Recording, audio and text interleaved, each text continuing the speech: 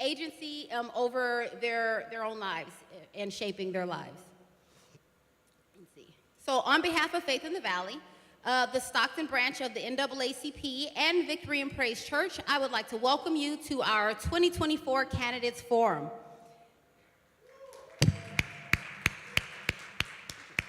It is imperative that we exercise our right to vote.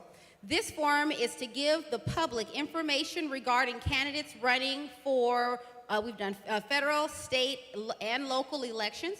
We will be hosting the last night of the forum this Friday.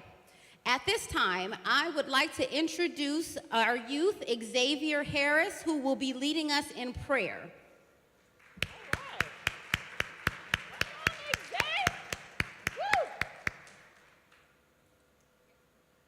I would like to thank God for having everybody here to go ahead and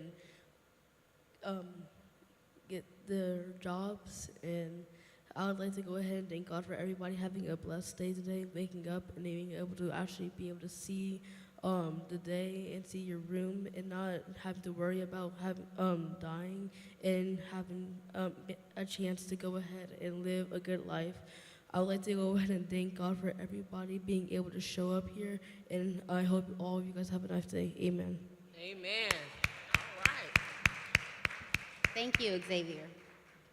I will now like to bring up Bobby Bivens, the director of the NAACP Stockton branch. All right, Mr. Bivens.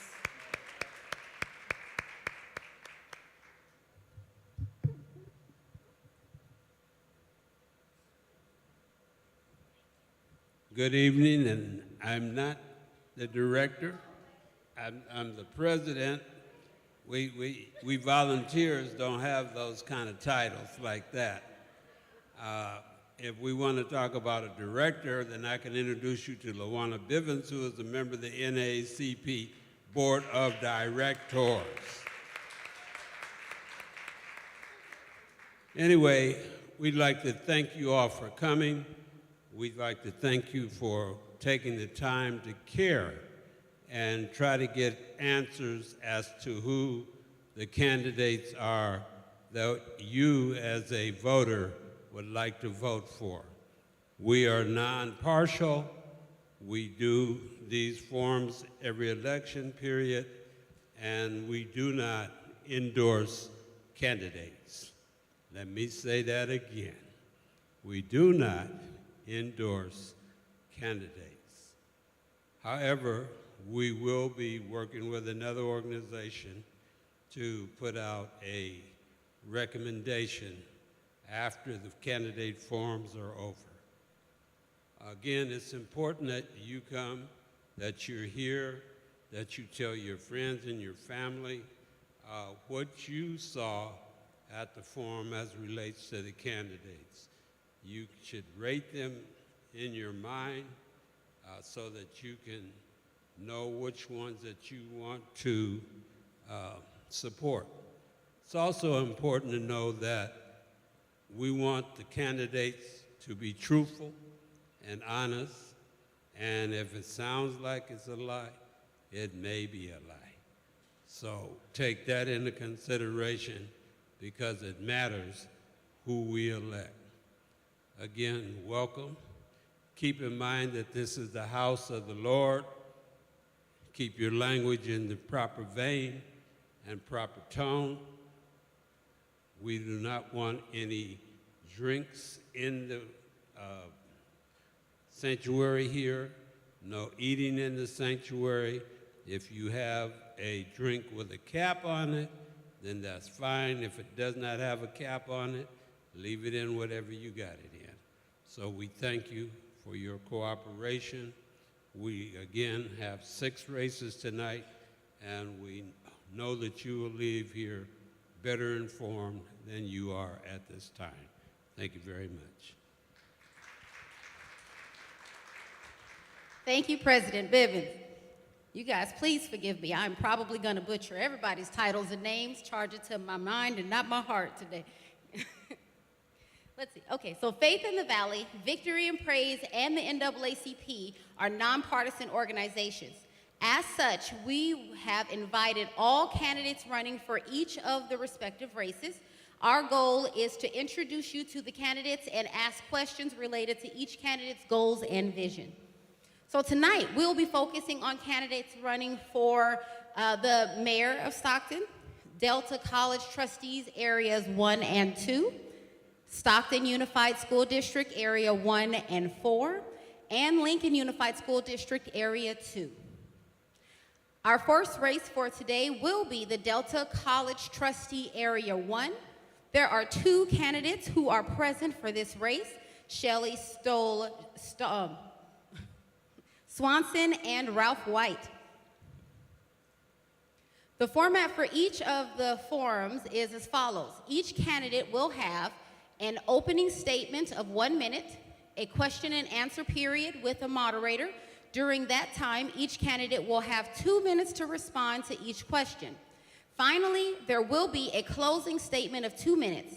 We ask that all candidates respect the space we are in. The African American Church has been and still operates today as a pillar of our community. We ask that all language choices be respectful of this religious space, which has been so important to getting out the vote information to our community. A little more information, we've got live streaming. So we are excited to announce that we are broadcasting live on the Victory and Praise Facebook page, in addition to the Faith in the Valley Facebook page and the NAACP Stockton Facebook page. We encourage you to like our page and share the recording onto your Facebook page to spread the candidate awareness to our community. Now I'd like to introduce you to our moderators. So at this time, I'd like to introduce our moderator for the Delta College Trustee Area 1 race. It's Amaya Fields and Caleb Davies. Our moderators for this race will remind the candidates of the rules for each of the candidates when they come up about their opening bio. So let's please welcome the candidates and the moderators.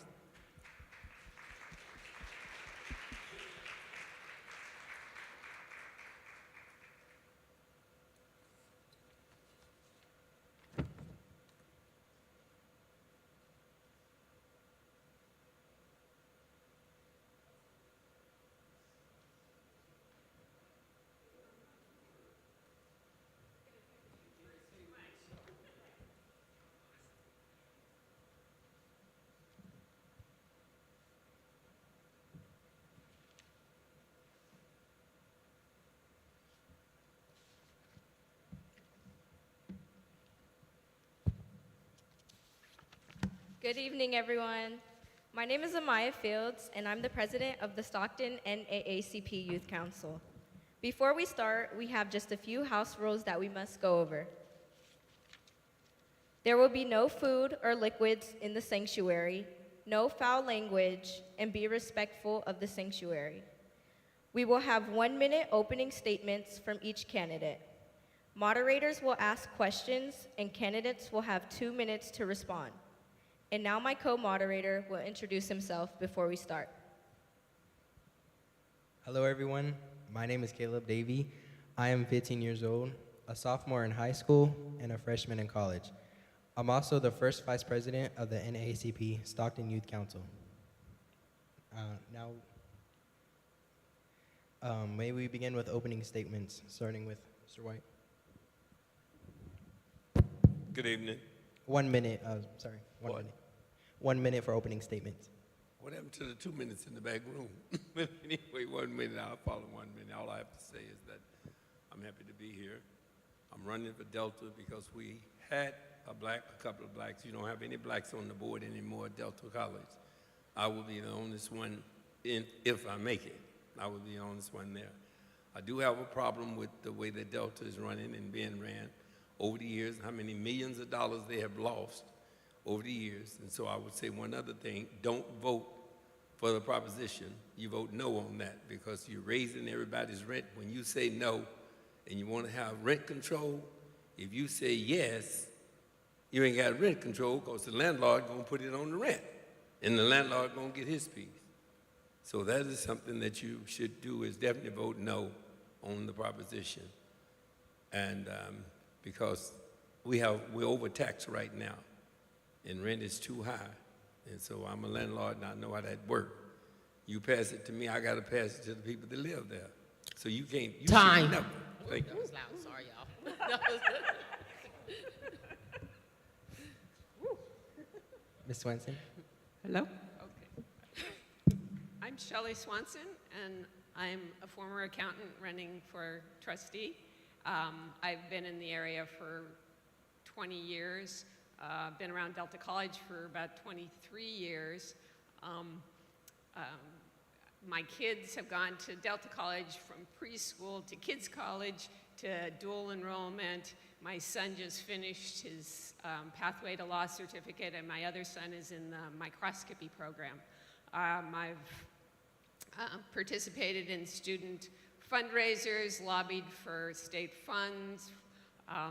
I've advocated for disability accommodations, and I have been a strong supporter of unions. I'm running for Delta College trustee because I'm a believer in lifelong learning, and I don't want Delta College to forget. Time.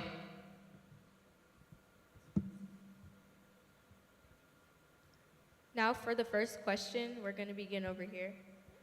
First question is, data shows that African American students are not graduating equal to their peers.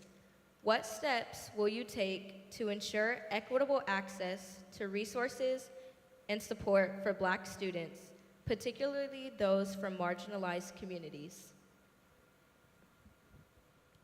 Well, in our community, we have a very diverse community.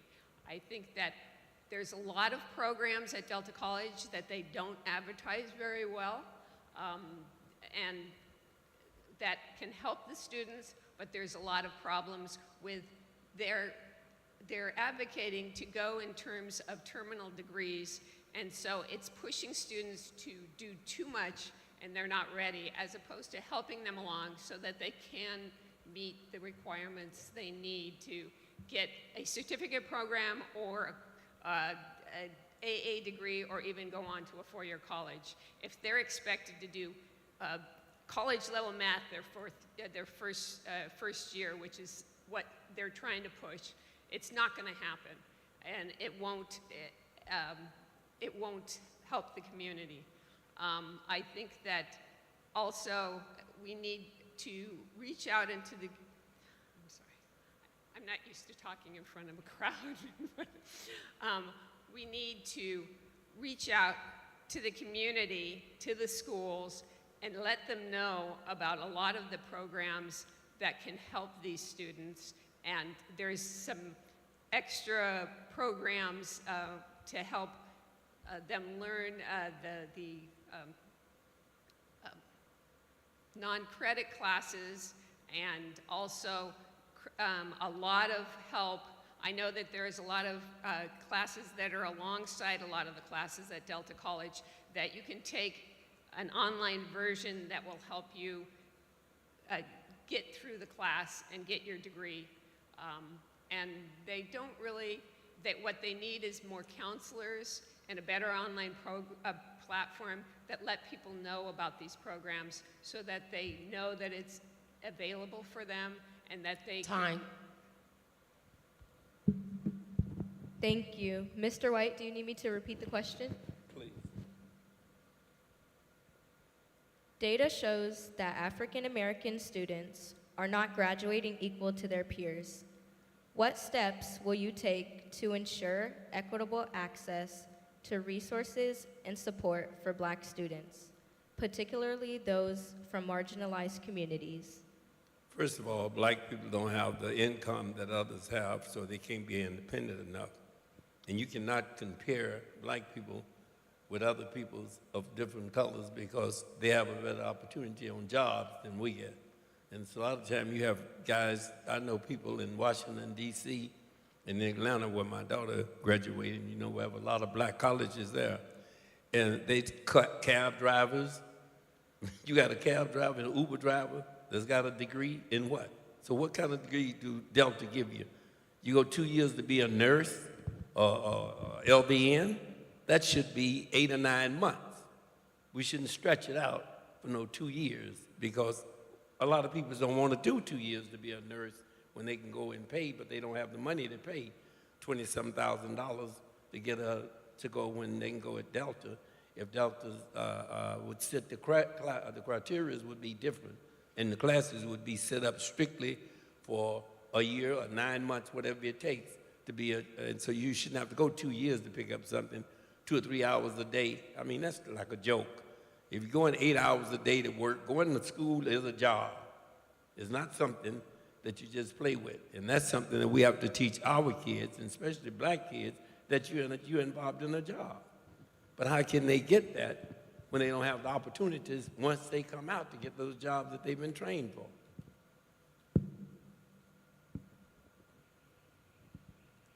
Thank you. Starting with Mr. Wright. How do you plan to engage families and community members in decision-making processes to ensure that the college is serving the needs of the community? I couldn't hear that. You're getting an echo on this side. How do you plan to engage families and community members in decision-making processes to ensure that the college is serving the needs of the community? Well, that's just what I was saying a few minutes ago. You go to the hospital right now. Go to the hospital. Everything in the hospital is either Filipino or white, 1 or 2 black nurses, 1 or 2 black doctors. But everything else is not there. So we don't train our people to be, and they don't have the opportunity. You go over and in the Philippines, they have about 20 colleges in 2 blocks. Teachers, and all those colleges are training their kids to be nurse. Go to any hospital, any hospital, and you'll see what I'm talking about. And those of you who've been to the hospital, you know what I'm talking about. So our people is going to have the same opportunity of anyone else. And if I get to be on the board, I'm going to definitely make it where we will be putting out at least 100 or 110 kids or young people a year being nurses or LVN. And that's a good paying job, and they would have it. But we're going to participate in Stockton. We can't compete with something else where they come from up in the mountains, and you got kids coming from Sacramento going to our school, getting in our nurses' classes and getting in other classes. Most of them are dead in classes. And then a lot of them is just in there for the money, you know, for that little stipend they get, training. Like Gwen said, she did 200 and some different classes. And she's a doctor right now from UOP. But she didn't get it from Delta. She went to Delta for 2.5 years, then had to transfer over later on and get into Delta. And she was a high school dropout. So it's not that the opportunity have to be there for us. So that's what we have to look for, and that's the type of stuff that I would be looking for, jobs for people that's going to school, so when they come out, they can get a job that's paying something. But normally, black folks go to school to do what? To get a job, to go to school, get a good education, to get a good job. White folks go to school to be an owner, to own something, to go in business. Do you need me to repeat the question? Okay. How do you plan to engage families and community members in decision-making processes to ensure that the college is serving the needs of the community? Well, I plan, if I was a trustee, I plan to have office hours every week. Probably meet with the community. I'm going to keep my email and a phone number available. Have meetings in the community at different coffee houses or wherever around our area, so that I can meet with them and find out what the problems they're facing and bring them to the board and encourage them to go to the board, because anybody can go to those meetings. There's periods of time where they can talk, and one thing I really want to do is increase my community to advocate for themselves. So if I have these meetings, I can tell people how they can go to the board, how they can address their concerns to the board, and I can actually address their concerns with the board because they've told me what they need and what they want. Also, the other things is the Area 1. They're a really hardworking community, and one thing that I would really lobby for is for Delta College to do more credit for prior learning. So somebody who's been doing, let's say they were working in a law office and they wanted to get a paralegal degree so that they could earn more money, they get credit for that work they did. And so they don't have to be going to school for as long as they normally do. And also they need more night and weekend classes, because we got working class people here that are working, that are going to the college. They don't have time to spend all day because they are working a job and sometimes two jobs. If they have night and weekend classes, they can take those classes and earn a better degree to get that better job. Just notice the numbers. Thank you. Next question. Starting over here. What initiatives will you support to provide professors with the necessary training and resources to address the diverse needs of their Black students? Well, I think that there are a lot of different trainings that they do have for the staff when they have their flex times and that deal with this subject, but also there are a lot of things that they still don't understand. Like one of the things is like Title IX, or if something is happening to you, everybody is a mandated reporter. Like, let's say that a student is saying they're being discriminated against or whatever. If that report has happened, the faculty, the staff, everybody needs to know they are the mandated reporter. They don't say, I don't know where you go to get help for that. They're the one that has to lead them into the direction as to where to get help and where to be helped. The other thing is a lot of students have commented on how they feel disjointed and they don't feel like they're part of the college. And I think they need to go back to having the activities they used to have, like Wednesday, having a free lunch in a multicultural event, so that the students and the staff and the professors all are interacting together, and so it makes more of a community instead of people in between classes just sitting, there looking at their phones and waiting for their next class or something and not interacting. And I think it makes for a lot more of a diverse intermingling of the students and making them, and actually, like I said, is the student surveys requested these, because they used to have them, but they don't anymore. And I think the students are what's important, because, if we're not educating our students, we don't have a college. Thank you. Now over here, would you like me to repeat the question? Okay. What initiatives will you support to provide professors with the necessary training and resources to address the diverse needs of their Black students? I don't think you need any training. All you have to do is just look. You can see the difference. Nobody needs to, You want to use your mic, sir? You can see color. No one needs to look and say we need to do this and do that. Now, she can understand clearly because her husband is a professor, and her husband is the vice president for the organization of Delta College. So what we have to do is make sure that we get our fair share. We're paying money like everybody else. And on any position, on whether it's the council, whether anything else, or the city or the county, we should have our fair share. I don't want no set-asides, I don't want no affirmative action. I want fair share. We make up 13% of this community. We should have 13% of the college's jobs out there. We should recruit other professors from down south, but you know how it works. When you see all white folks up there, you ain't gonna apply because you don't think you have a chance. So I would encourage, and I would go to different colleges down south and everybody, and get us some Black professors out there. And I guarantee you, we gonna get our fair share if you elect me. I did it with the police department. I did it with the fire department in Stockton, and I made go in every department now. When I was on the council, they falling off now. But see, because we don't see what's really going on and pay attention, knowing our power, and I would encourage my people to know their power and know that they have a fair share of the jobs at Delta. And I don't want no set aside. If you got 13%, give me 13% of the jobs out there, professors, to be black. Now figure out how you work that out. I'll know how to work it out. I come from the streets.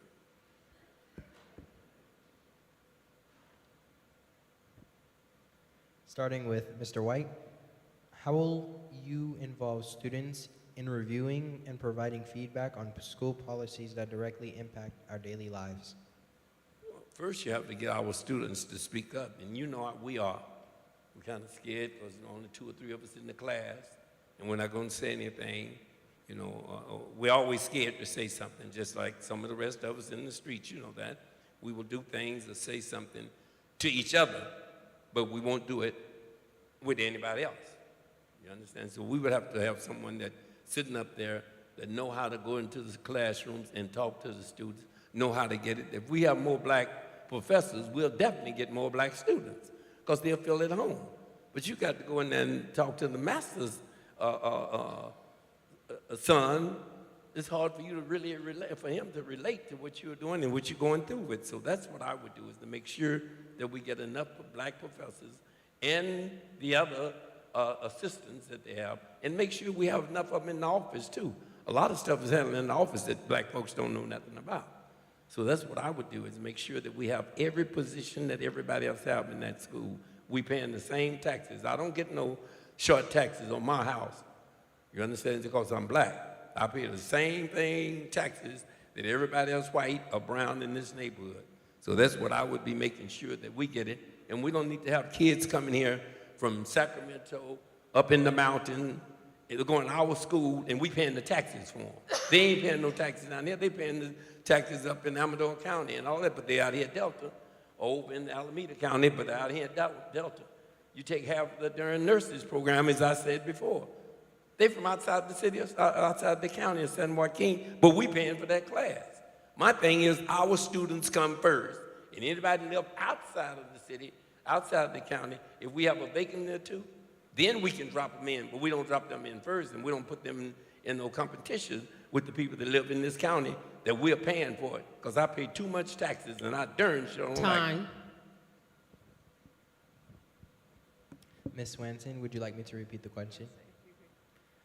How will you involve students in reviewing and providing feedback on school policies that directly impact our daily lives?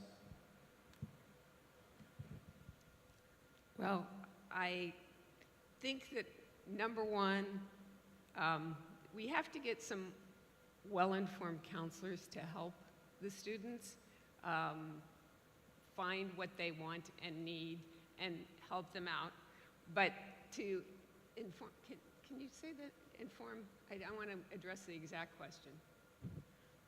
Would you like to repeat the whole question? No, just, well, I think, Ms. Watson, can you please speak into the mic? oh, I'm sorry. If you could repeat the question really quickly. Okay. How will you involve students in reviewing and providing feedback on school policies that directly impact our daily lives? All right. Well, the thing is I think that the school needs to make it more available, what the accommodations, what the help, the EOP cares, the housing help, the health care center. Next up, they need well-informed counselors that can help these students. And I think that I'm very student-centered, and I think the students are what is important, and what they say they need is what the trustees should do. And basically, I think it's why the student body of Delta College has endorsed me as the candidate, because they were very happy about my student-centered ideas of thinking of them first and their education and their needs of maybe having nighttime classes and their needs of maybe not going full-time and not basing the funding on full-time, but doing, being a part-time because they have to work or because they're disabled in some way and can't go that fast. And I'm open to be advocating for the students Time. and the needs they need.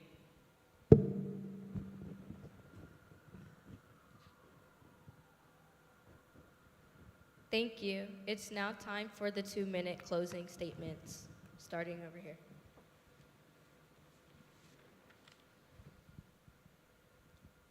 Well, I'm sorry, I'm just nervous. I'm not used to talking in front of a crowd, but I think that the Delta College needs better communication to the community about all the programs, because there are programs that can help them out, and nobody knows about it. They need to fix the online platform, which informs others, and that's the first thing people go to. It's all about the education, as it should be. It's not about funding for terminal degrees. It's about getting jobs for our community with the career technical programs. I'm a big supporter of the career technical programs, the welding, the auto body, paralegal, and that's what gets our community jobs, and that's what they should be focusing on instead. Now, transfer degree is fine, but you can get a job that pays better than a bachelor's degree if you're doing a paralegal job or microscopy job. You come out in a year or two and you're earning $40,000 to $60,000. So the board needs to lobby Sacramento for what our needs are. They don't need to have Sacramento tell us what our needs are. We are a community of hard workers that need a community college, that gives us the kind of classes that'll give us jobs. And that's what, the board can do. They're a special purpose government, and they can lobby Sacramento and say, don't take away our programs that give jobs. Don't give us less funding because some of our people can't go full-time because they're not Time. able. Thank you. It's now time for your 2-minute closing. Well, I disagree with all of that she said for many reasons. One thing we have to have, as I said a few minutes ago, our kids don't feel comfortable going and asking somebody else that don't look like them. They don't feel comfortable asking the questions that they need, the stuff that they need. That's why we need more black teachers. That's why professors. That's why we need more blacks in different departments. So whenever we need something, we can go and talk to somebody that look like us, talk like us, that can understand, and not talk down to us, but talk even face to face with us, and talk up to us and other than down to us. That's something we're going to have to do. But you have to understand one other thing, too. Her husband is the vice president of the union. Do y'all understand what conflict of interest is? Anything that goes on in that room when the door is closed and they talk about the school, when she go home that night, husband's going to get that question out of him. Let's just be honest with you. That's what's going to be. It can. But when I'm not sitting up there as no professor, I'm sitting up there looking out for my people. And I mean my people is the people of our color. You know, you have Negroes, colors, and whatever else. But we want to call somebody white, but I ain't never met nobody look like my shirt, so I just use that as a word. But you know, so the thing is, we have to stop being afraid of people and start asking questions and demand your rights, demand your fair share of what's going on there. Even if we're not in there, we need to demand our fair share. We're paying for it. Give us what we're entitled to, not what you want us to have, but what we're entitled to. That's why how many professors you see at Delta College? How many of them are black? 2? And all of the professors they have at Delta? We have a problem. We have to demand our fair share of all the jobs, even if we don't have any kids in there. Most of our kids come out of school, they want to go down south or back in the south to go to school to a black college so they can deal with somebody that can speak their language. And this is something we must do. Thank you very much. Everyone, let's give a round of applause to our moderators as well as our candidates for Delta College Trustee Area 1. Thank you very much, Shelley Swanson and Ralph White for coming out and joining us today. We're going to ask our moderators to stay where they are. They're going to take care of our next race as well. Thank you very much again. Let's give them a round of applause. Thank you very much for coming out today. It was good information. Thank you. While they're exiting, I forgot a little bit of a house maintenance here. No cell phones are allowed for the candidates. So no cell phones, AI assistance, electronic assistance, or anything along those lines. We want all of our answers and the information to be authentically what you believe and how you feel. Thank you. Okay, so for our next one at this moment, I would like to introduce the Delta College Trustee Area 2 candidates, Amaya Fields. Oh, wait, no, those are our moderators, I'm sorry. The candidates, Samuel Anderson, Julie Kay, and Daniel Wright. Please come on up. And thank you very much for joining us. We need another chair. Oh. Mr. Anderson was not able to attend today. Everyone was invited to attend. Just letting you all know. But thank you very much for taking the time to come and spend some time with us today. Our moderators will go over the rules for this race as well with you. Thank you. Good evening again. My name is Amaya Fields, and I'm the president of the Stockton NAACP Youth Council, and I will be the moderator for today. Before we start, we have just a few house rules that we must go over. There will be no food or liquids in the sanctuary, no foul language, and be respectful of the sanctuary. We will have 1-minute opening statements from each candidate, and moderators will ask questions, and candidates will have 2 minutes to respond. Now I'm going to pass it over to my co-moderator to introduce himself. Hello, everyone. My name is Caleb Davey, and I am 15 years old, a sophomore in high school and a freshman in college. I'm also the first vice president of the NAACP Stockton Youth Council. Thank you all for joining us this evening.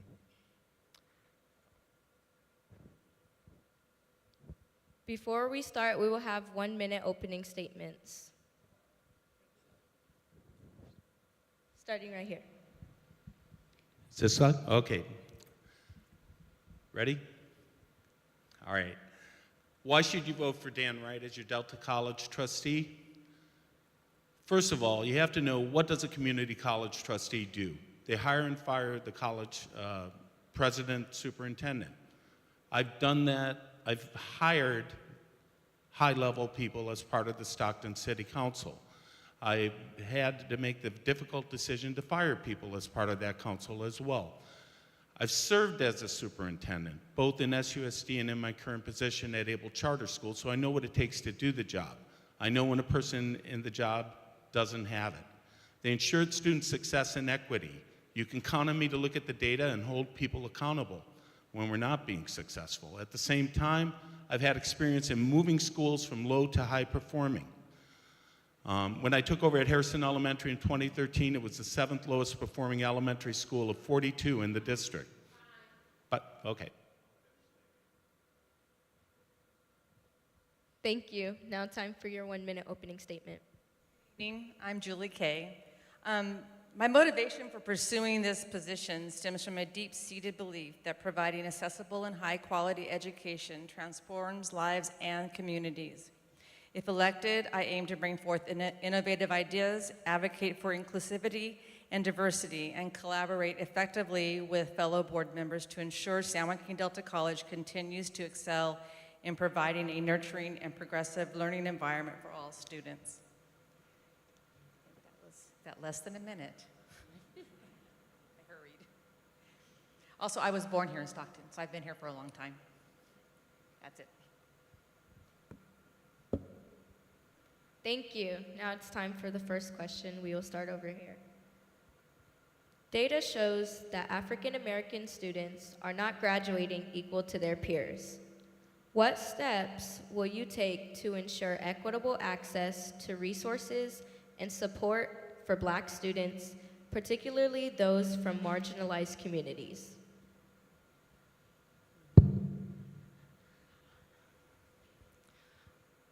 I think what I need to understand, or what we all need to understand, is what do they need? I mean, what's the real concern? And then approach it from that form.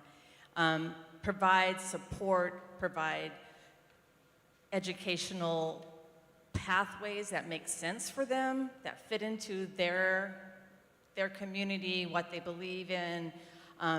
You just kind of have to meet them where they're at. From my experience, it's giving them goals that they can meet and getting them to be successful and believing that they can do a lot and helping them to reach those successes. If they establish the goals, they're going to meet them. If they're told what the goals are, it's just they lose interest sometimes, and that's just a hard thing. Plus, being at a certain age, you really you lose interest if you don't do it yourself. So that would be my thing, is to try to figure out programs that meet them where they're at, understand what their needs are, and try to meet those needs and help them to be successful. Maybe not in the 2-year frame, but keep them going forward, putting that one foot ahead of the other foot, and just get to the end, get to their goals. And that's, I think, very important for them to continue to do that. Thank you. Would you like me to repeat the question? Please. Data shows that African American students are not graduating equal to their peers. What steps will you take to ensure equitable access to resources and support for Black students, particularly those from marginalized communities? So data is a snapshot. It tells you what your current situation is. Okay, you have to have a goal to move from that place to a higher performance level. How do you do that? You have to find the reasons why students are not performing at the level you want them to. That data becomes very important. Has anybody ever done a study that looked at the educational attainment of African American students in Stockton or the Delta service area and said, why are we not achieving? Okay, then that's when you need to develop the resources that they need. Students don't succeed academically for a lot of reasons. It could be academic issues because they weren't sufficiently well prepared coming in, so they'll need tutoring perhaps. It could be health and wellness issues, that they haven't had the mental health counseling that they need to be successful, or they don't. It could be food insecurity. There are a lot of different reasons, but if you haven't done the study, you don't know.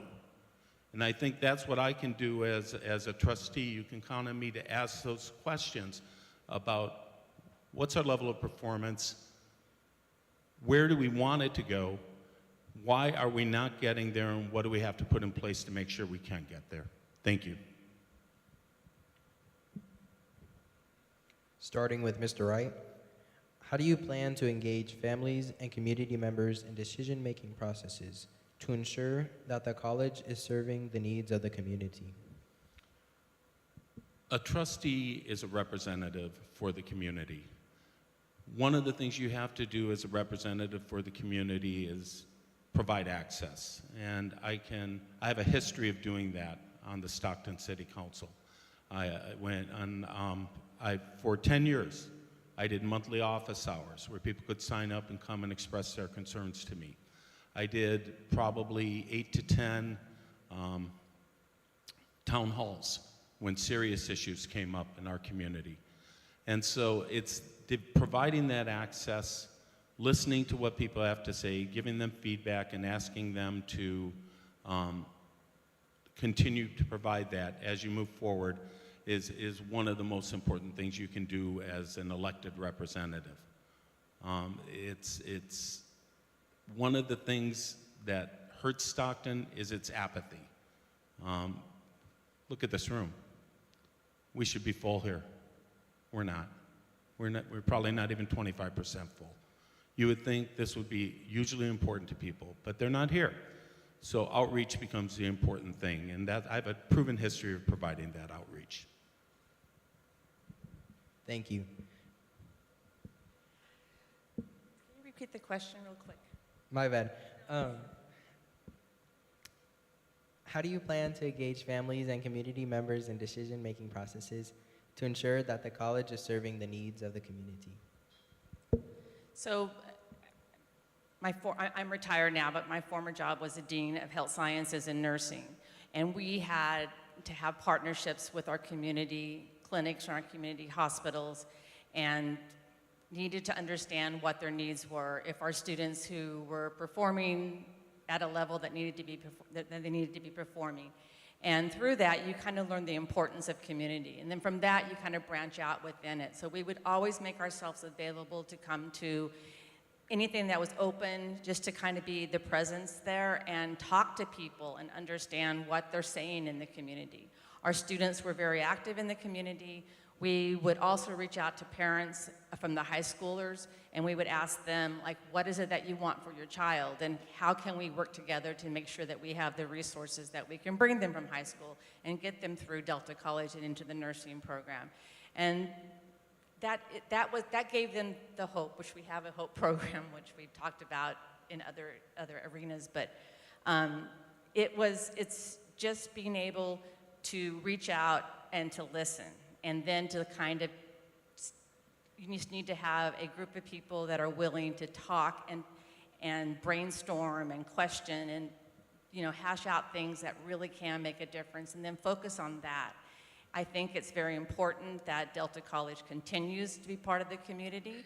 I think sometimes we forget that we are part of the community, and we need to continue to reach out, listen, and then rethink our importance, and how we treat our community, our students, and our staff is a big thing. So, and I can say from being within Delta College and being in the administration as well as a nursing instructor, it was, you have the opportunity to do that, and you have an opportunity to make changes within the community and to serve Time.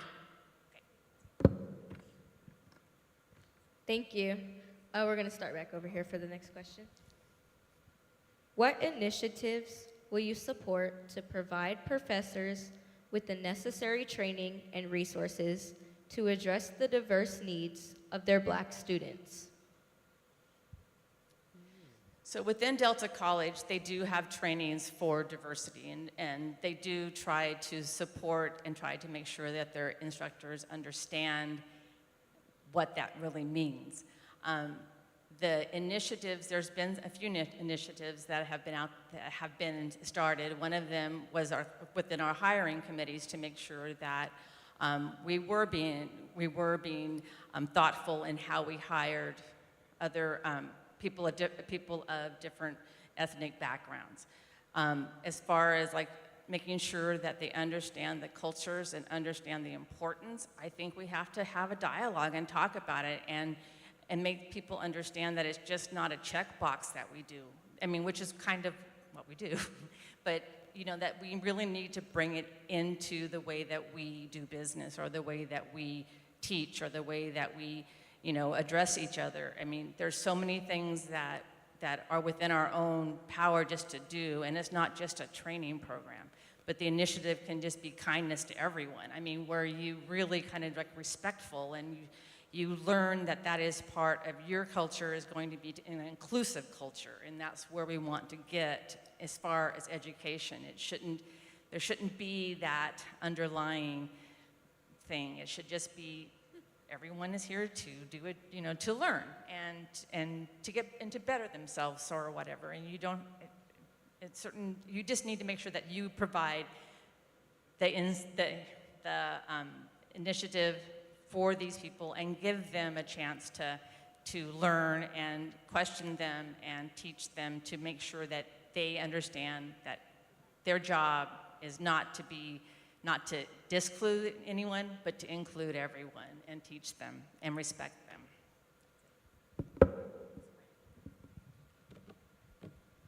Thank you. Would you like me to repeat the question? Yes, please. What initiatives will you support to provide professors with the necessary training and resources to address the diverse needs of their Black students?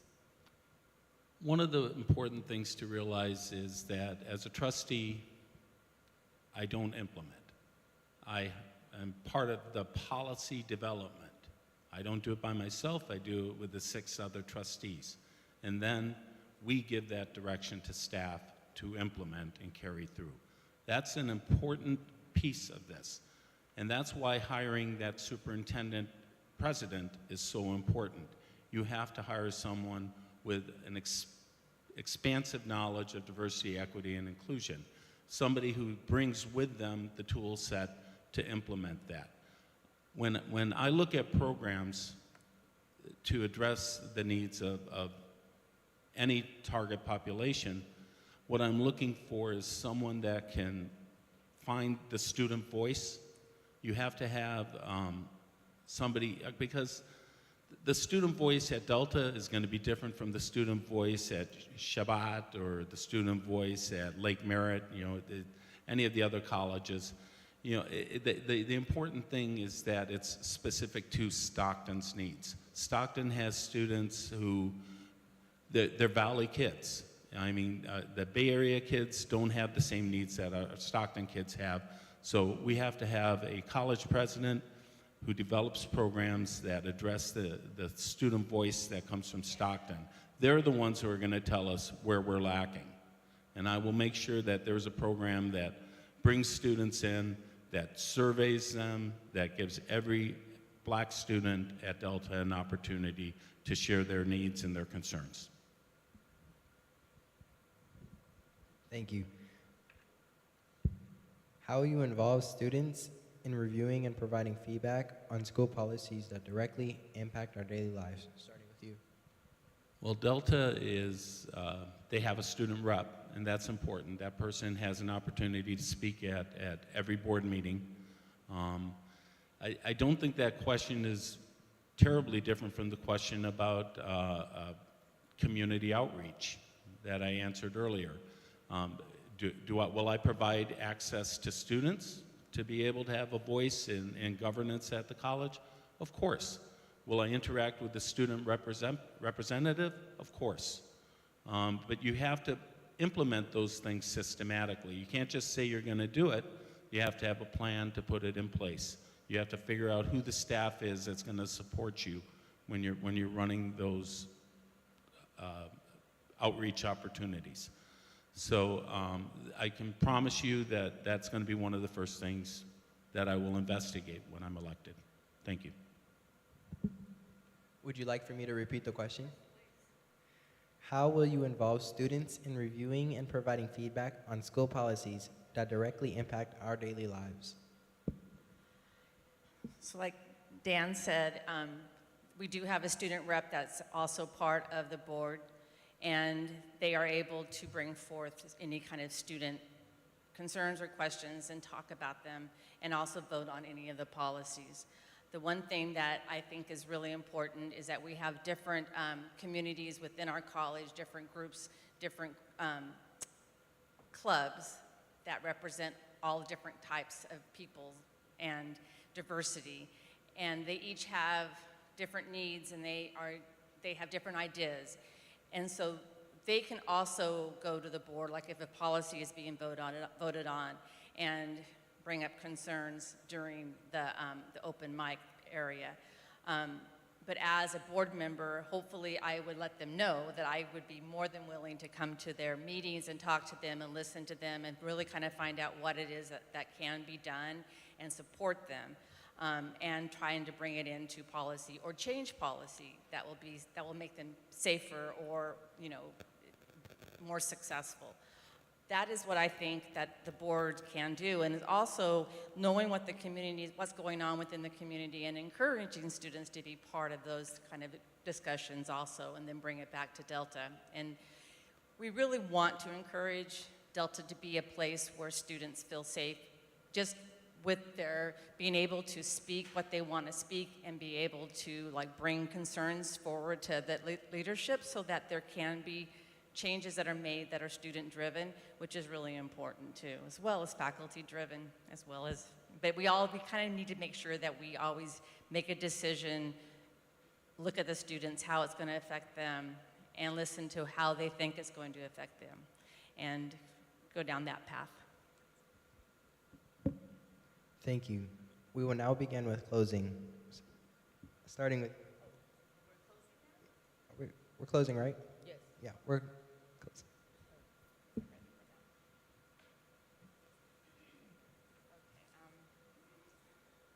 So in closing, I would like to say that I had 18 years of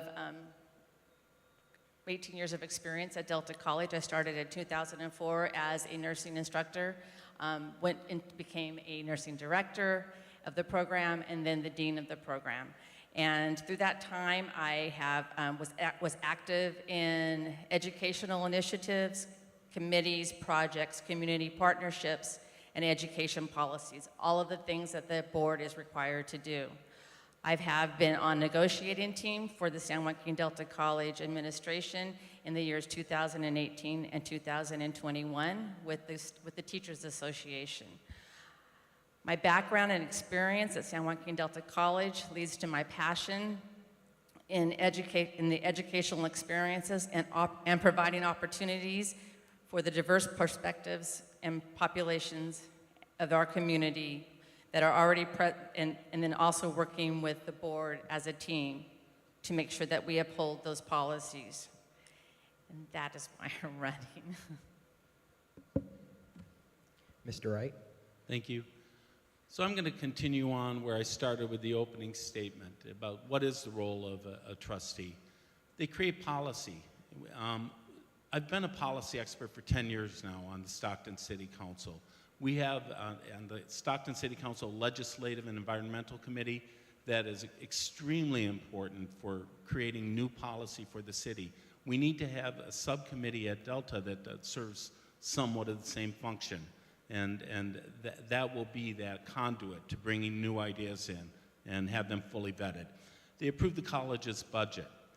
At the city of Stockton, we have almost $1 billion budget. I can read $1 billion budget and tell you where the money is, where it's going to. I've administered a $600 million budget in Stockton Unified. So if you're wondering about someone who's fiscally prepared to take on the $280 million budget at Delta, I'm the guy. They serve as the college's representatives and advocates in the local community, at the state level, and at the federal level. I can assure you that I've been one of the strongest advocates for the city of Stockton. When we go to Washington, we bring things back. One of my best examples of that is a Water Infrastructure Financing and Innovation Act loan that the city received.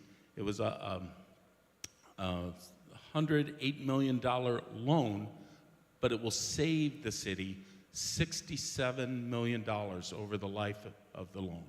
So those are real dollars that are going to be able to go to different services for the residents of Stockton. You can count on me to be advocating at the state and federal level to bring dollars back to Delta.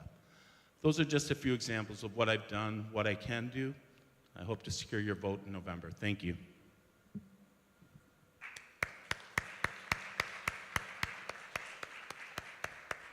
Thank you both.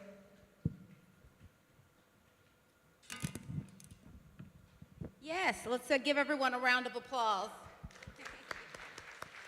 I want to thank our moderators, Amaya and Caleb, for asking the questions of this race. I'd also like to thank again the candidates for the Delta College Trustee Area 2, Julie Kay and Daniel Wright. Please give them a round of applause. Yeah, we welcome you guys to, we can go ahead and come on down. Thank you. We welcome you all to stay to the end of tonight's forum. At the end of the forum, you'll have an opportunity to meet and greet with the candidates. We invite all the candidates and the members of their campaign team to stay afterwards for our meet and greet. I also want to emphasize, thank you very much, emphasize that for each race, we have invited all candidates running for the office to participate, and we want to thank the candidates who RSVP'd and attended. More housekeeping. We want to make sure everyone is careful in the ladies' room. There was a necklace that broke, so there might be small beads on the floor. Please be careful and watch your step if you choose to use the lavatory. So let's see, for our third race. At the moment, I would like to introduce the facilitators for the Mayor of Stockton race. That's President Bobby Bibbins and Leslie Martin with NAACP. And WAPA. WAPA, yes. WAPA is Black Women Organized for Political Action. Yes, please. Come on up, thank you. I would also like to invite the candidates for the race, Christina Fugazi and Tom Patty, to join us. This particular panel will be held in a debate style, so our moderators will remind the candidates as well as that, wherever you like. Thank you. Welcome. Of the rules of the debate. So everyone, let's give them a round of applause. Thank you guys for joining us.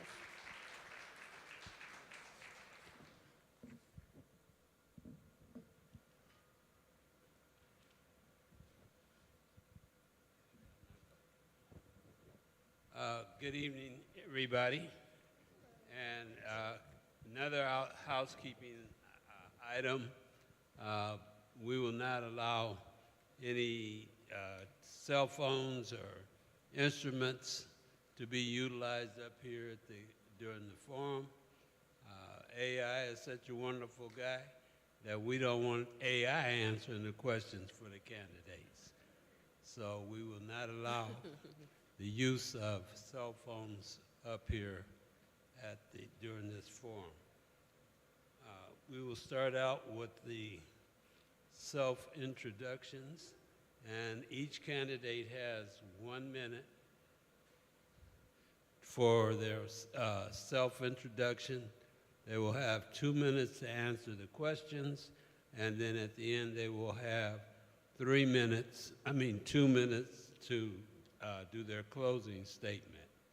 We're going to try to get in 5 questions during this debate, and they will have the opportunity to both answer or, if necessary, a rebuttal is necessary, we will allow that rebuttal or ask a question related to it.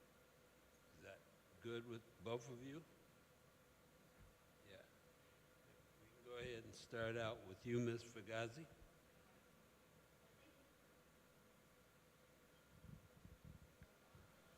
Mic check. Yeah, make sure you speak into the mic. Oh, you don't have to worry about that. Good evening, everyone. Christina Fugazi. We have 7 generations of my family that have lived in this city. The 7th one is going to be turning 4, but 8 years of planning commission, 8 years on city council under 2 different mayors. I was vice mayor. And 30 years as an educator teaching Stockton kids that I'm very, very, very proud of that fact. I'm solution-oriented, inclusive, and believe it or not, there are several things that I have accomplished as a council member. But the number one thing that I can tell you that I've accomplished is that I have made it very clear who I work for. I do not work for myself. I do not work for special interest, small groups of people. I work for everyone, and you can count that I will work for you.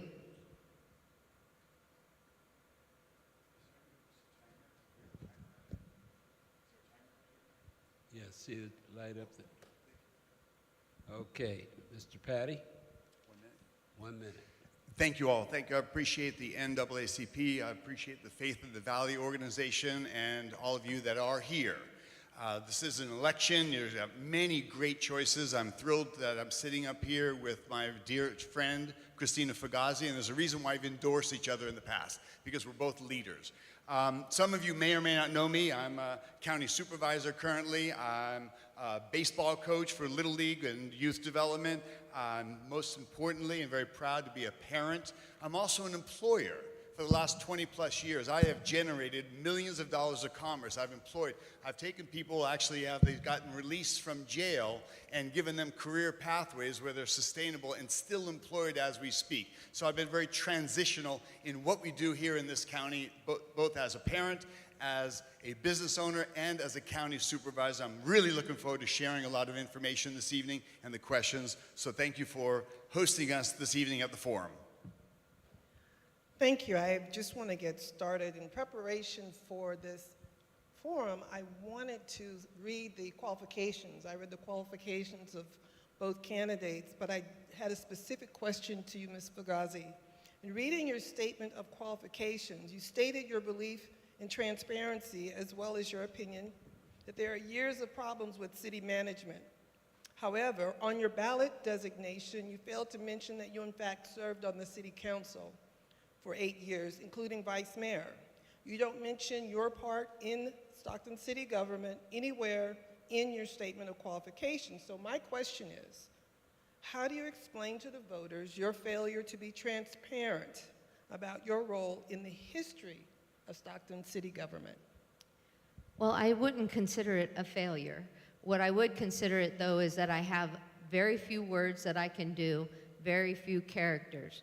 I was told, actually, when I put in my ballot statement, I could only put certain things up at the top. As I went down through it, I wanted to make sure people knew what my vision was, what my beliefs were, and what I thought that this community could become under the circumstances that we're facing today. So that's pretty much my answer. In terms of transparency, I have always done my best to be transparent. Before every council meeting, I would do something called Council Members Digest. I know that Council Member Wright brought up earlier how his office hours. I would go into people's homes via video. I would do a live video where I went over every item on the agenda. I never said how I was going to vote. I never said what people should be thinking.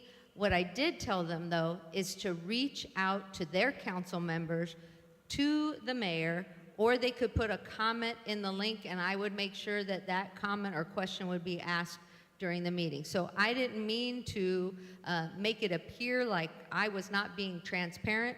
I was making the most of the space that I had, and in these opportunities, I let people know what my background is. Also on my walk piece, also on all the things that I do around town. It's not like people don't know me. I'm not saying everybody knows me, but people do. Miss Davies in the front, we served together on Planning Commission. I'm not ashamed at all of my service. I'm actually pretty proud of the service that I did for this city and the service I hope to continue giving to the people of Stockton. Thank you. I'd like to now direct my question to Mr. Patty. How do you plan to promote economic development and empowerment and create job opportunities within the African American community? So you are speaking a little bit far away from the microphone, and I'm not You hearing couldn't hear clearly. me? Okay, I'll repeat it. So if you go close, it's loud. Oh, can you hear me now? Okay. How do you plan to promote economic empowerment and create job opportunities within the African American community?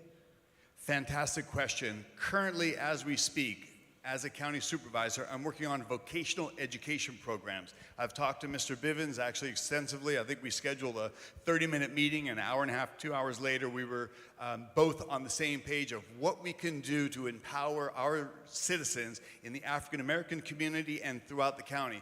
We do know that there are some demographics, there are individuals, there's a lot of jobs that are available, but there are some people that aren't taking advantage. They're missing out on job opportunities. One of my, Art Shank, who recently passed away a couple of years ago, started a Cypress Mandela job training program in Oakland for minority children in the inner cities of Oakland that were being left behind for local jobs. Phenomenal working model. That's exactly the type of thing we need here. So I've talked to our faith-based organizations and our pastors, our bishops, our leaders.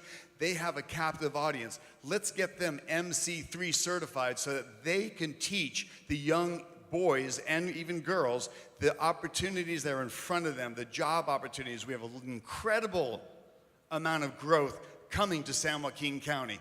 Every individual here, young or old, even Bob Benz can get a job.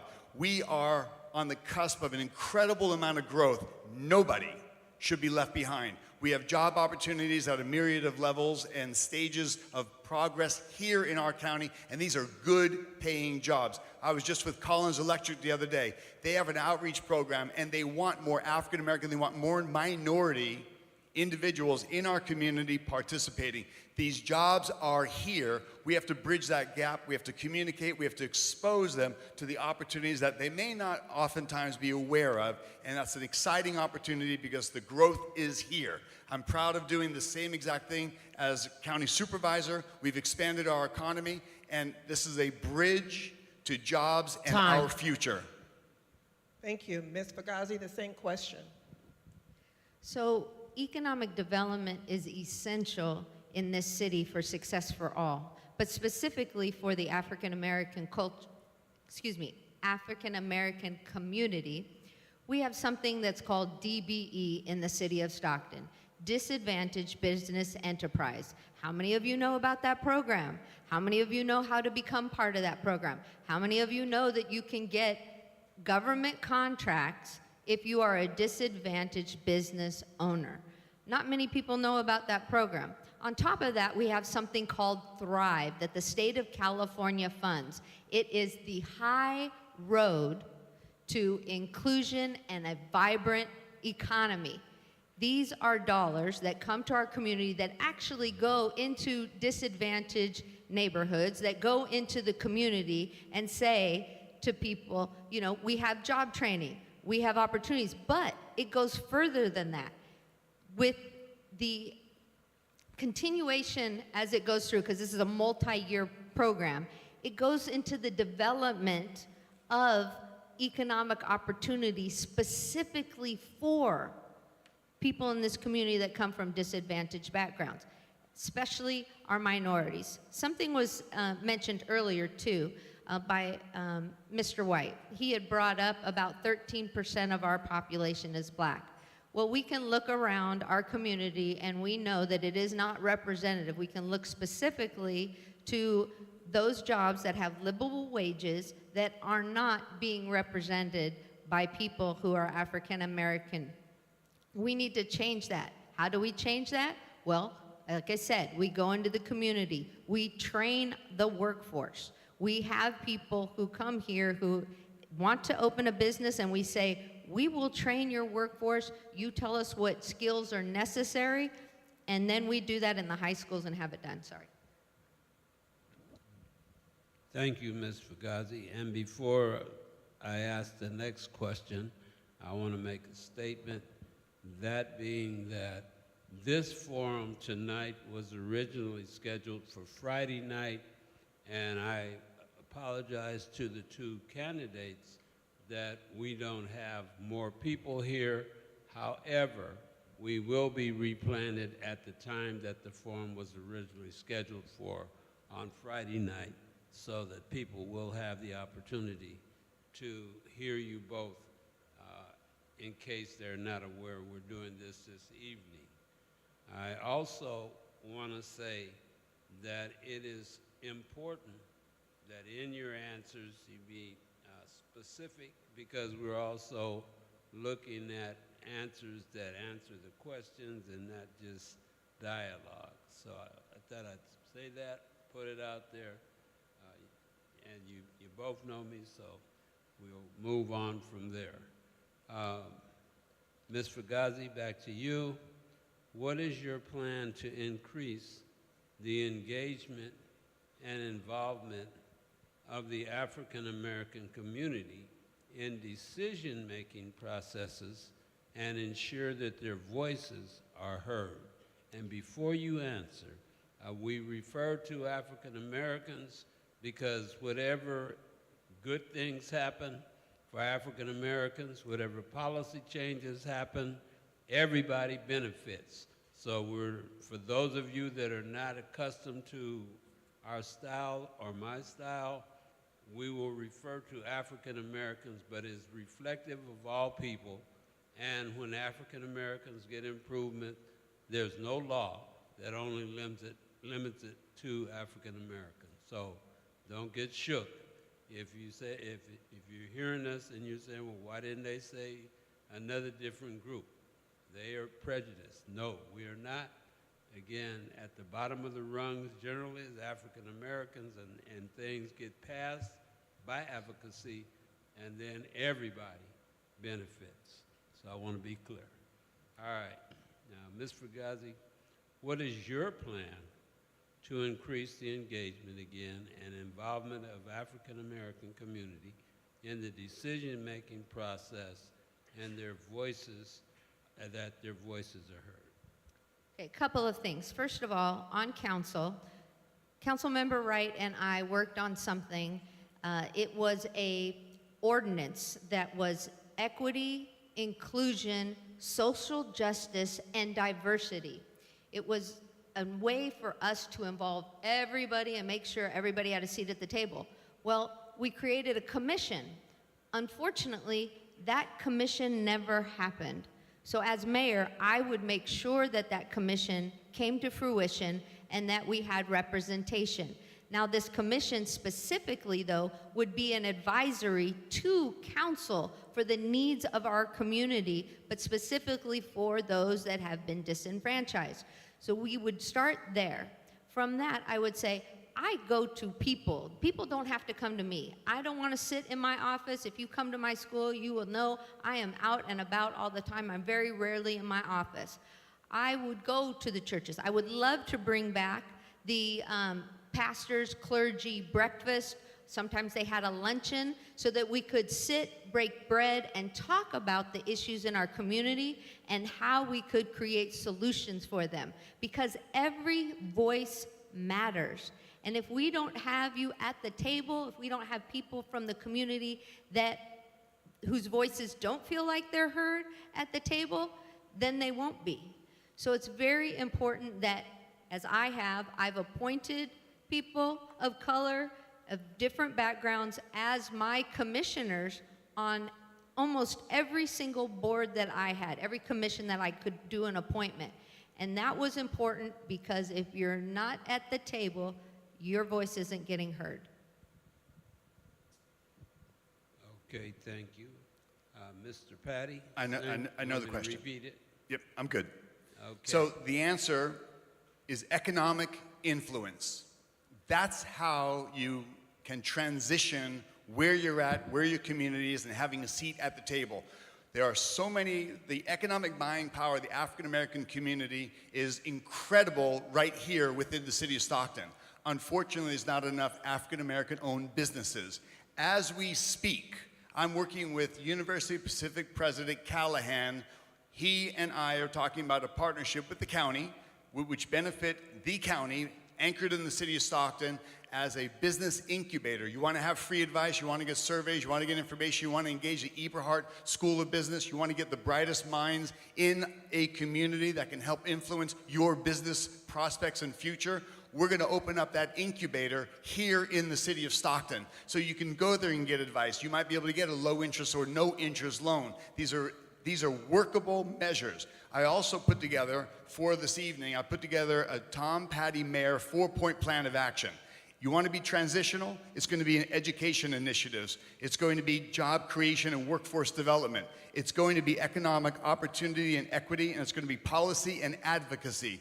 The economic buying power, the economic influence, the self-empowerment. Instead of coming into meetings and asking for something, you're coming into meetings and able to influence something in your community. That's economic influence, and we need that in the community. Nobody in this great country should be left behind.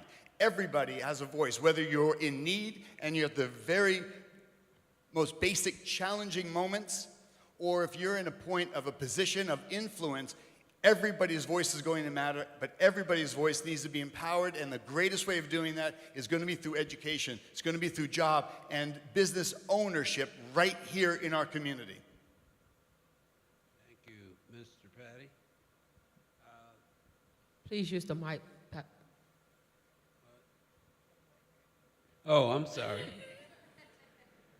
Thank you. The next question, and I'm going to follow it up close to some of what you said.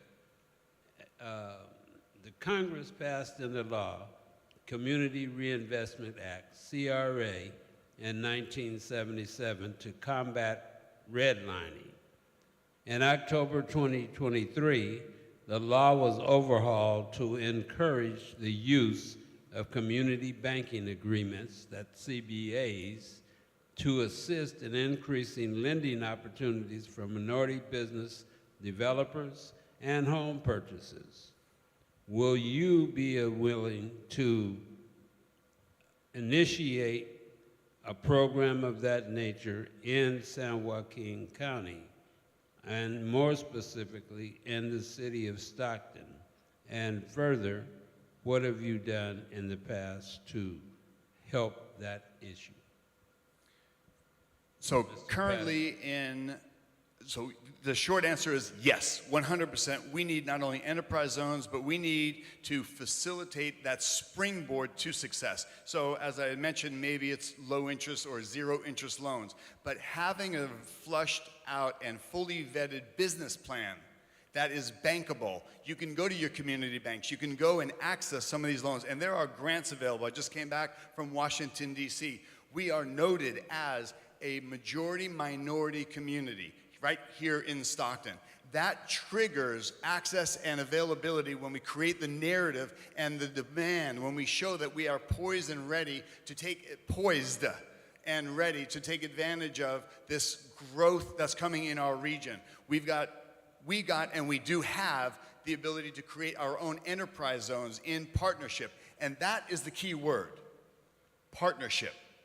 I've got many good friends in different demographics. Let me just pick one of them, for instance. The Punjabi community have become very successful right here in our city and throughout the regions wherever they set up their base to call home.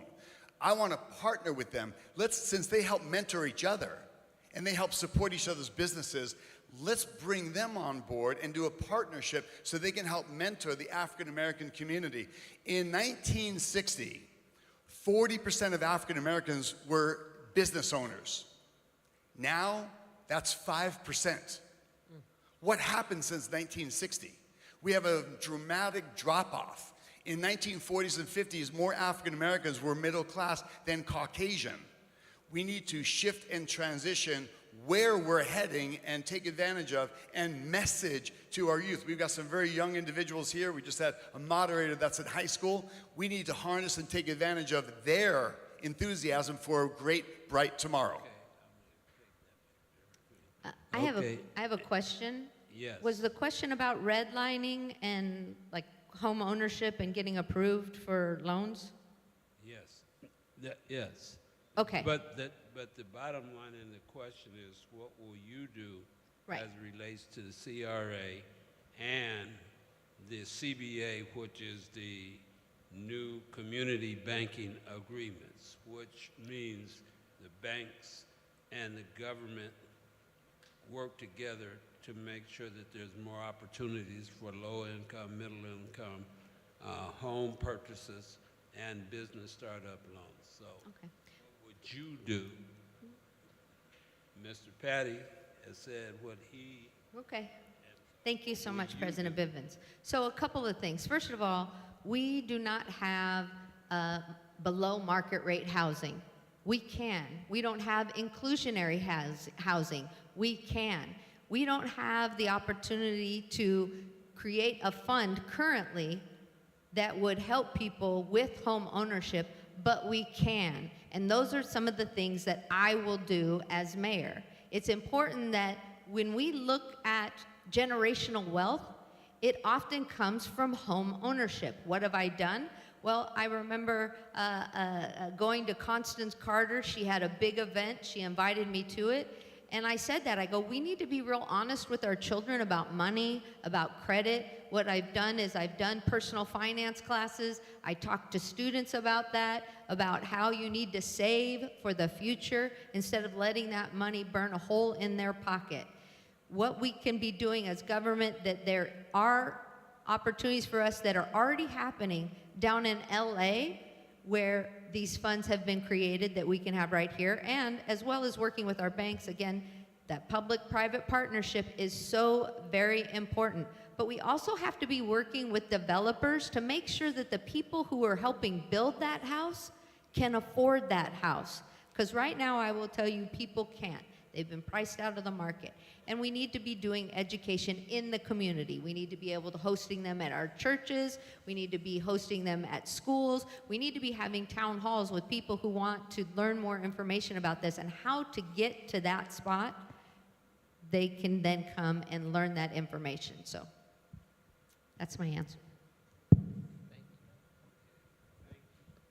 at this point in time, I'm going to allow each of you to ask one question of each other and have 1 minute for the answers. So, Mr.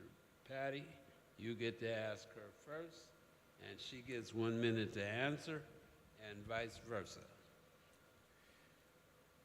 Wow, how about that? Ask my friend Christina Fugazi a question. Boy, oh boy. How you doing? Well, Mr. Patty said thank you for your answer, and you haven't given it. So you get to ask him one question if you'd like, and he has 1 minute to answer. No, that's my question. How's my friend that we're both running for office? We're diligently committed to our community. So I just want to ask, how you doing? Well, Please restart the clock. what was that? Oh. Okay, so answering that question, I have a full-time job at a high school, at a comprehensive high school that has a huge athletic program. My days sometimes are 16 or 17-hour days, and I wouldn't change it for anything in the world because I love our kids. It is hard, though, to campaign and have a full-time job that you go to every day. So I will be honest, I'm tired. I get tired. When I'm done here, I'm probably going to go home and sack out and go straight to bed. I mean, I'll wash my face first, but that's an answer to your question. Okay. All right. Did you want to And respond? I wanted to ask that question because Christina's genuinely my friend. So I care about her and see how she's doing. So thank you. Okay. Moving right along, Leslie, you have the next Did Yes. she ask him a question? question.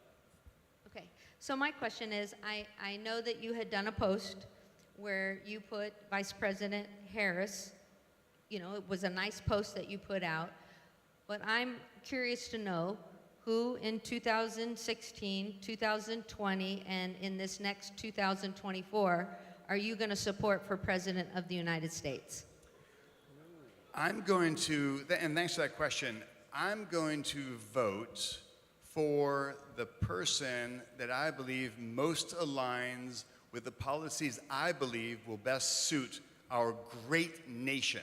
So we start to look at what happens nationwide, and we have to remind you, there's all this emotion of what's happening in Washington when, by the way, the most important elections you have is going to be your school board, it's going to be your city council, your mayor, your county supervisors.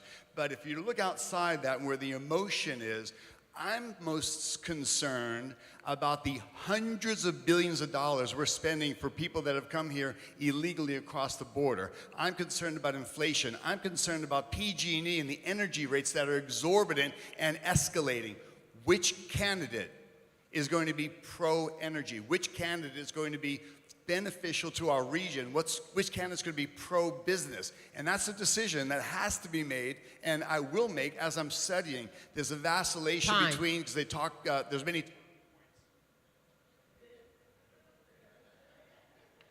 Cut the mic off and everything, wow. No. All right, that concludes our questions. That concludes our questions. Can you hear me? All right, and that means that we are at the time now for our closing statements. And I believe, who was first? Yeah, I think Fugazi went first, so it'd be Tom today. Yes.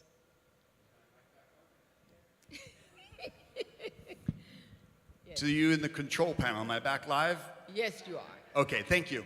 So thank you again for hosting us and for those of you that are here. And I have to ask, why are we here? This election that's coming up, our future, the next 4 years, what direction are we going? What matters? Well, there's some things that I've done as a county supervisor that I'm very proud of that I want to roll over into the city, such as the action that we need to take and the follow through on the homelessness, the humanitarian crisis for those living in squalor and despair. These actions are in motion. I took the lead in the county. I actually partnered with Christina Fugazi at the city so we can move things forward. I'm proud of the 1,000 Jobs for 1,000 Students initiative that I created with President Porzanjani at Delta College. I'm very proud of reducing violent crime in partnership with the sheriff. Every single thing he wanted, including giving a raise to the Deputy Sheriff's Association mid-contract. I made sure, instead of leaving, they were staying and coming back. I led that charge. I'm proud to be a leader here with the honor to serve you as a public servant. We are not politicians. There's nothing phony about myself or my friend Christina Fugazi. We serve the public. Yes, we reduce crime, violent crime by 25%. Yes, we reduce overall crime by over 30%. These are actions taken by leaders, and I'm proud to be part of that board. When I run and when I am serving this community as your next mayor, it's to continue success. Taking exactly what I've done in San Joaquin County and bringing it to the city of Stockton and increasing and improving our trajectory, where we are going as a community. So I ask you, why are we here? Results. That's what you deserve. Results. And that's what I've delivered as your county supervisor, and I'll do the same as mayor. Thank you, Ms. Fugazi. Yes, thank you. As mayor, I believe in one Stockton where we can all come together with diverse backgrounds, with different perspectives, where we can find innovative solutions. Every voice matters, and I encourage collaboration. My leadership style is working together for us to be able to solve those issues, not going out to some outside consultant, because outside consultants don't understand Stockton. The people here understand Stockton, where it's been, where it is, and where they would like it to come. And I want to empower others, like I do at school, and to share their insights in a safe space. The other thing is access. We really need to talk about access. We need to talk about access for those that live in South Stockton to health care, access to grocery stores that sell fresh fruits and vegetables. We have too many smoke shops. Driving here, I passed by 7 smoke shops from my house, because I live in South Stockton, from my house over to here, 7 on one street. That was Harding Way. They are all there. They are using our children, and our children should not be for sale. Environmental justice, working on AB 617, because guess what? People in South Stockton have higher rates of asthma and upper respiratory disease. Economic opportunities, I mentioned those as well, but social justice as well, and our children, youth programs for our children, education for our kids and for our adults, so that they can have a better opportunity in the future for their families and themselves. I'd be honored to be your mayor, and I want to thank NAACP, Faith in the Valley, as well as Victory and Praise for tonight. Okay, thank you both. And will the audience give a round of applause to thank our guests and our candidates that are running for mayor for the city of Stockton? Thank you for being here. Thank you for rearranging and arranging your schedules for participation. So again, this forum is coming to, this mayor's race forum is now over. Thank you. Give them another round of applause. I think they did a good job. Yes, let's take a moment to also thank our moderators, Bobby Bibbins and Leslie Bronco, for asking the questions of this race. Let's give them a round of applause. Thank you very much. Let's see, we welcome you again to stay to the end of tonight's forum. At the end of the forum, we hope for you to have an opportunity to meet and greet with the candidates. We also invite all the candidates as well as their campaign team to stay towards the end so they can meet the constituents. Thank you. At this time, I want to introduce the facilitator for the Stockton Unified School District 1 race, which will be Eden Jade and Heavenly.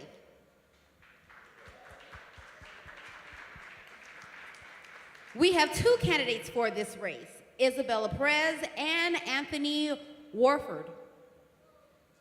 Our moderators will remind the candidates of the rules as they come up.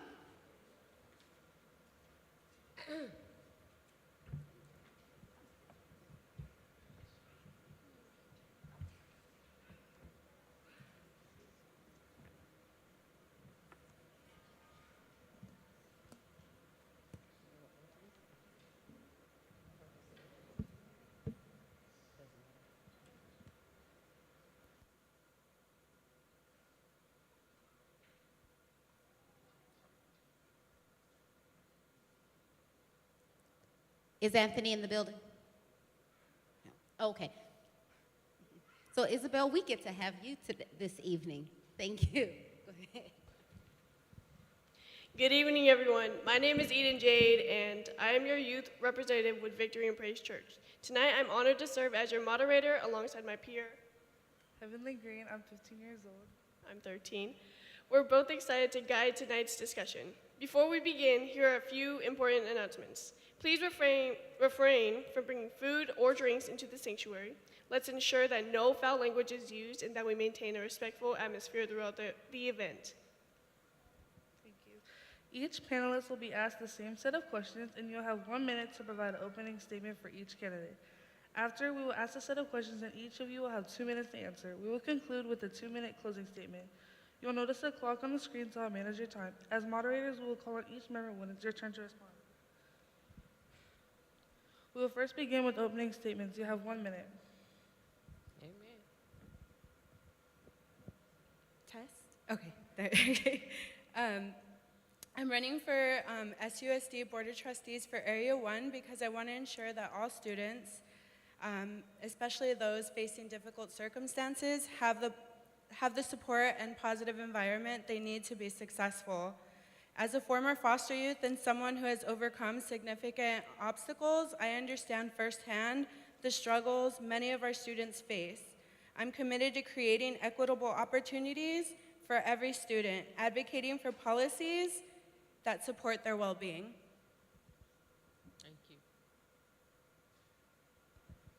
Thank you. Thank you for your statement. I will begin with your first question. As a school board member, how would you actively support and incorporate youth voices in the decision-making process as Stockton Unified? Including youth in making decisions for Stockton Unified? Youth voices in the decision-making processes at Stockton Unified. Well, one of the things I would do is engage in the communities where our youth are hanging out after school or even during school. I feel like building relationships, trusting solid relationships is the key foundation to having students open up and being comfortable and giving them that psychological safety for them to express what the needs are and what they would like to see changed in their schools. Once you build a relationship like that, you can then mentor the students to advocate for themselves. And then when we're making decisions, we're able to follow processes, but also include the voices of our students in our decision making. I feel it's very important to listen to our community and our youth about the changes that they want to see and the things that are going to help them be successful before making decisions, because ultimately it's for them and it's what they need to be successful. Thank you. Next question. My question is, what specific equity initiatives do you plan to implement to address disparities faced by Black students in Stockton Unified? Well, well, one of the racial equity supports I think are best are applying for grants that support racism and racial equity, because we all know that racism is a public health crisis, and I feel it's very important that we educate our Black and brown students in unity to be able to advocate for their rights and their futures, and we need to hear their voices. So building those relationships and then educating our youth on how to advocate for themselves is highly important. Thank you for that. My question is, how do you plan to prioritize funding in the school district budget to ensure that essential programs and resources are equitably distributed, particularly for underfunded schools serving Black students? What criteria will guide your decisions on budget allocations?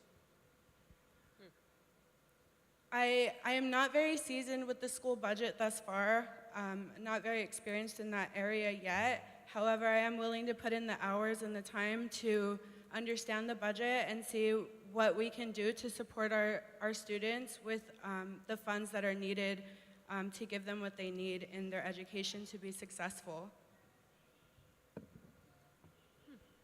Thank you for that. What specific strategies do you propose to close the achievement gap for Black students in Stockton Unified?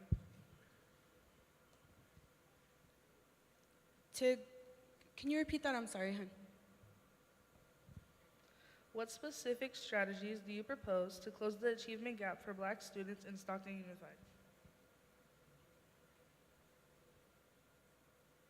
Well, I feel like, especially in our underserved communities, it's really important for us to provide supportive services to serve our students in their need, especially those that are underserved and those who seek resources. I know many of our students face like homelessness and abuse or foster care and things like that, and in order for our students to succeed, we have to have those services that are going to support them. I know growing up, school was my only positive space, and I needed the support services, and a lot of what my school provided me at the time is what built me and gave me the training wheels I needed to be independent and take control over my future. So I know it's really important for us to be mentors for our students and to provide those necessary resources to uplift them and give them the tools they need to access higher education. Thank you. How will you ensure transparency and data regarding student safety and disciplinary actions? And what steps will you take to address any disparities found?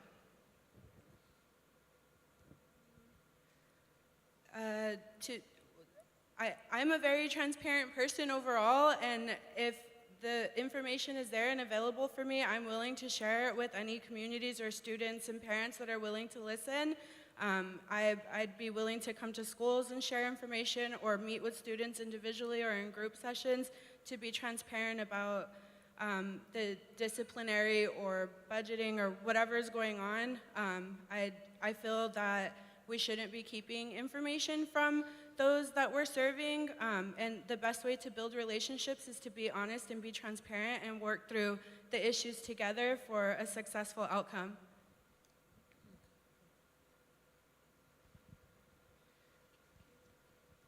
Can you share your experience with the school district budgets, and how will you ensure transparency and accountability in financial decisions? I currently don't have experience with the school budget, but as I mentioned, I'm willing to learn. However, I did work with the Conservation Corps for 20 years, and I managed and directed many programs where I oversaw budgets, and I was able to effectively measure outcomes and successes with the budgets in our finance team, but also to, I guess one of my most successes at the end before I left the organization is I advocated for our students and took the necessary steps to have our students get paid from $15.75 an hour to $25 an hour so that their services were actually being paid accurately for. The labor was hard, and we needed to meet the cost of living for them. Thank you. Hello. As a school board member, what would you do to bring transparency to the final outcome of the misuse of public funds from the previous two administrations? Well, as soon as I receive information, I would be open to sharing it in any form that the community would like to receive it. So whether that be social media or group meetings, coalitions, steering committees, churches, clergy networks, community-based organizations, whatever it is that the community is comfortable with, I would be willing to go there to them and meet them and give them all the information they need about what has happened with the misuse of funds. Thank you. We will now start with your closing statement. You have 1 minute.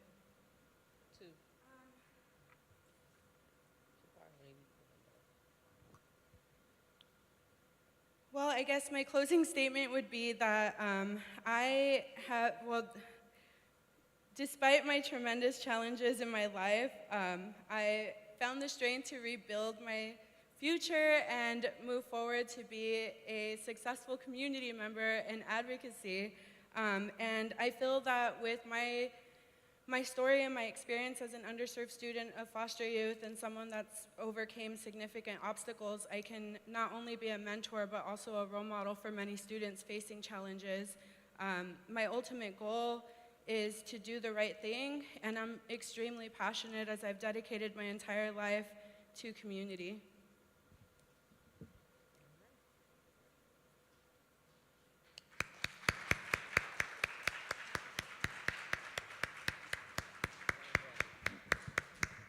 Thank you so very much.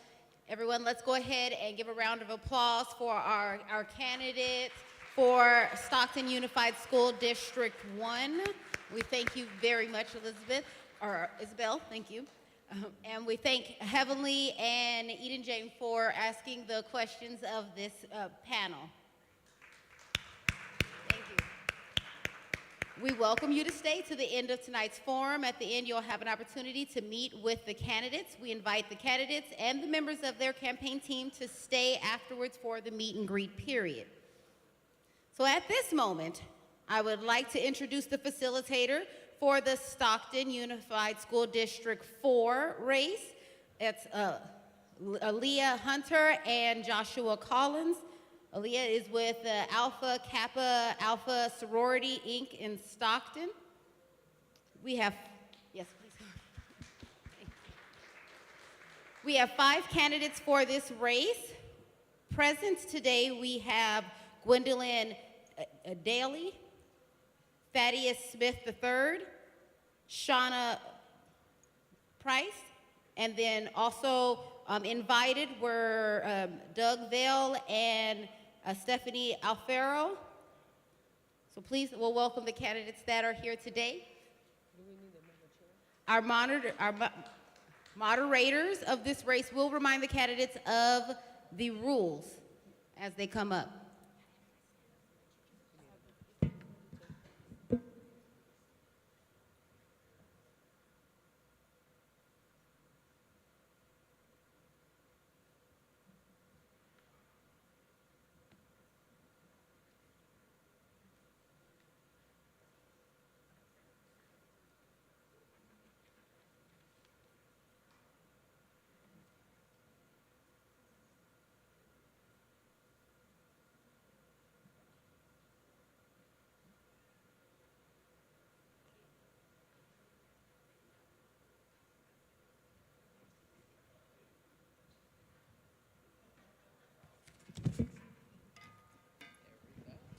Be ye ever ready.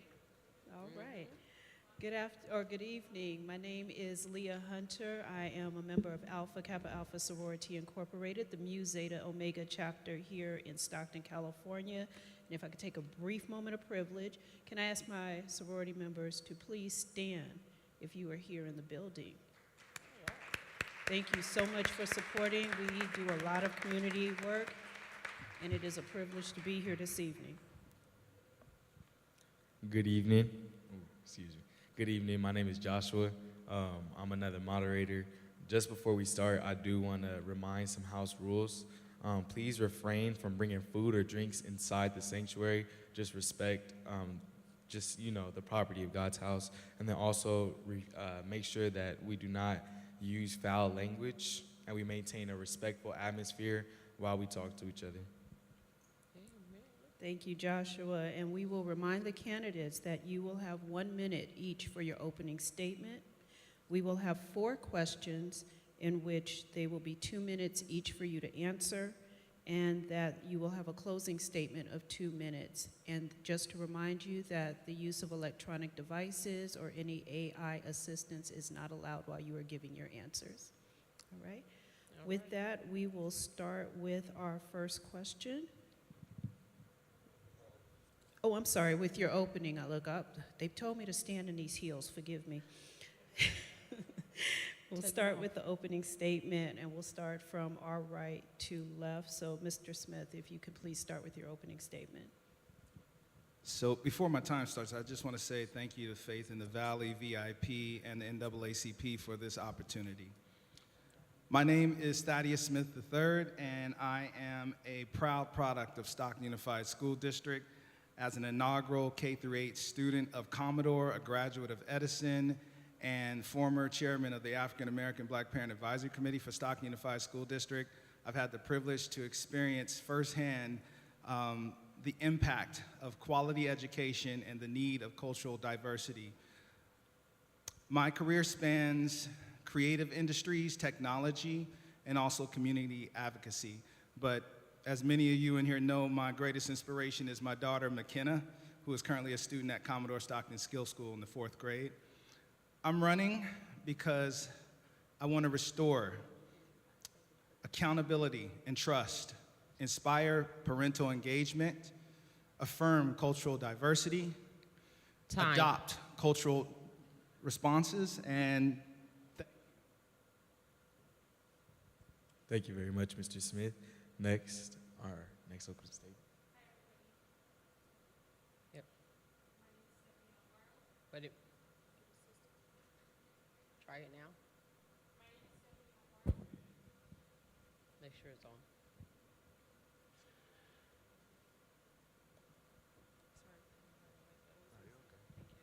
Hello, everybody. My name is Stephanie Alfaro. So the reason why I decided to run for Stockton Unified School District is because I'm a single mom of 2. I started to notice the different things that have come across my attention, and I just felt like it's important to me to be that voice for other kids in Stockton Unified. I'm my kids' voice, and I feel like I want to be your child's voice. So please let me be your kids' voice so that I can start to build the bonds, build the relationships, and bring Stockton Unified together how it should be, how it used to be. So I'm not very educated, but I am out there, and I'm gonna continue to be out there. I've been going to different schools, seeing what they look like, and I just want you guys to know that I see the things that people aren't seeing. So just remember this face, because I wanna be your kid's voice. Thank you very much, Ms. Alfaro. Next, we'll have our next opening statement. Good evening, everyone. My name is Shauna Priest, and I'm a proud former SUSD student, teacher, and current administrator, as well as an SUSD parent, and I'm honored to be running for our school board for Area 4. I would first like to thank Bishop Rufus and Lady Turner for hosting this event with Faith in the Valley and the NAACP. This is an incredible event, and we appreciate your dedication to our community. I'm also thankful to see other Divine 9 members here. It's great to see you all in the audience as well. As an educator who has spent over a decade both in the classroom as well as in leadership, I know firsthand the importance of supporting our students, our teachers, and promoting transparency and ensuring every voice in our community is heard. I look forward to collaborating with the new wave of leadership within SUSD to push for fiscal transparency, increased community, and stronger teacher support for fostering an open communication that builds trust and accountability. Thank you very much, Ms. Priest. So now we each will Hold your ask. hold your applause to the end of the session. Thank you. So, So we will ask you all 4 questions each. You will each have 2 minutes to answer each question. And now starting off with our first question, asking Ms. Alfaro, what specific equity initiatives do you plan to implement to address disparities faced by Black students in Stockton Unified?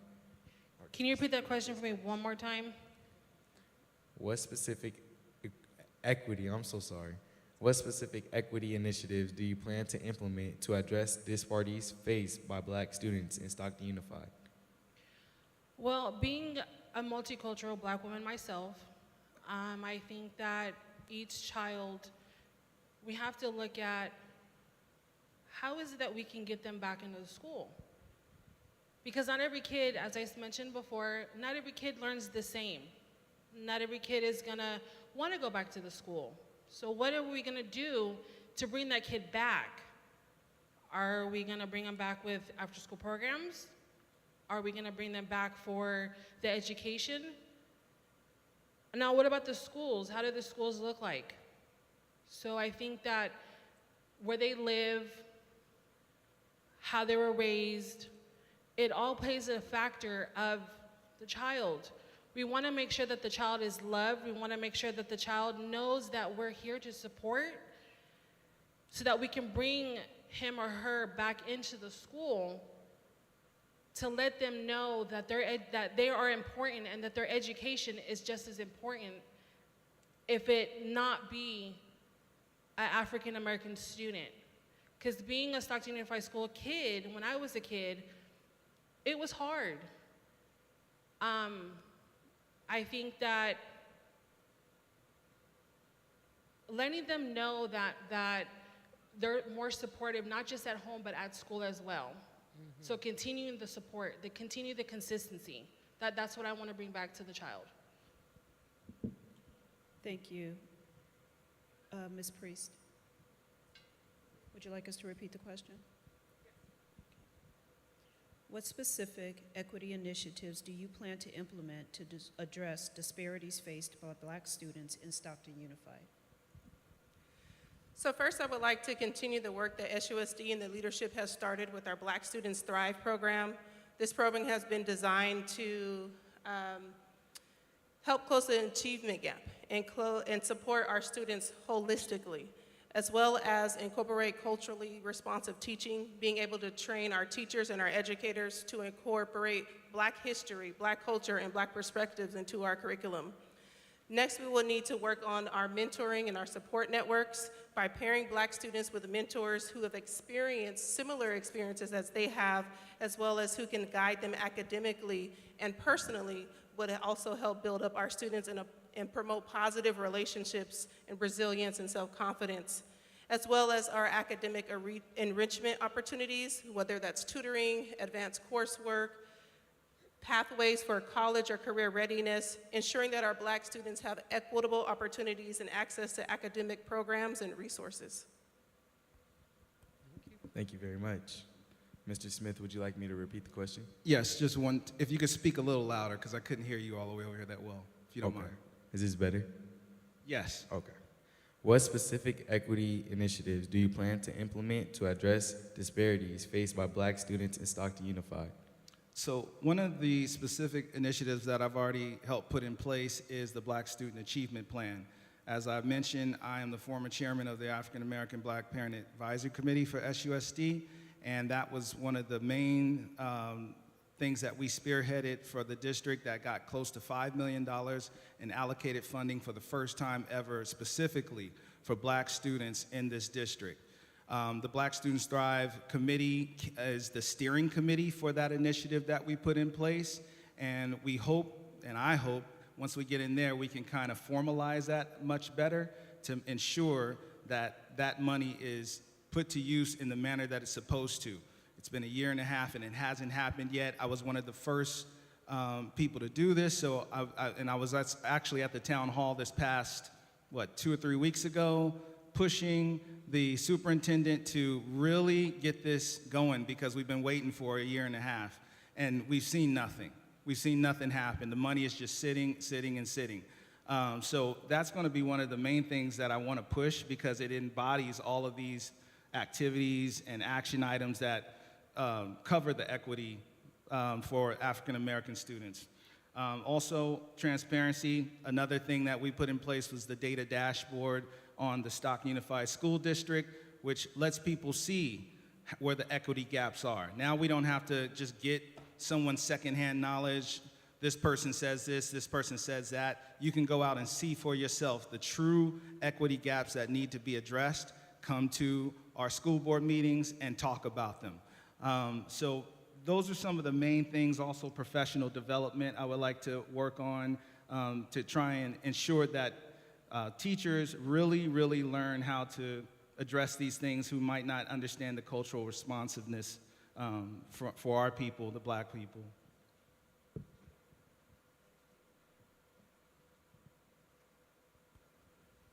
Thank you. Our second question, and we'll start with, Shauna Priest. How do you plan to prioritize funding in the school district budget to ensure that essential programs and resources are equitably distributed, particularly the underfunded schools that serve Black students? What criteria will guide your decisions on budget allocations? So first, what will guide my decision is being able to take a look at our LCAP and the funds that are available for our Black students. We have a responsibility to be able to ensure that every student has the support that they need to be successful, and that includes a more focused approach for our Black students. Through our plan, I believe that we can be committed to implementing programs and resources that's specifically designed to help our Black students thrive. Next, we'll need to take a look at our teachers. It's one thing to say that we would like for our teachers to be better trained or have equitable training opportunities, but you can't do that in the same breath want to cut those actual resources and funds that are given to those teachers. So being able to ensure that our teachers receive the proper training to be able to address and incorporate Black history, Black education, and things of that matter into our current curriculum is extremely important. We'll also have to address our academic achievement gaps that we currently are seeing, and improving that access to culturally responsive teaching and ensuring that our Black students feel represented in the classroom and they feel supported in the classroom. We can do this by different mentorship opportunities, expanding access to advanced courses, fostering environments for our students that access their unique backgrounds and having those backgrounds be celebrated. We want to be able to work together with the leadership that is currently in place to be able to build a future where every Black student in SUSD can reach their full potential, as well as our members of our community feel supported, and also know that SUSD is there to help build those supports for that achievement gap so we can have an overall more successful district.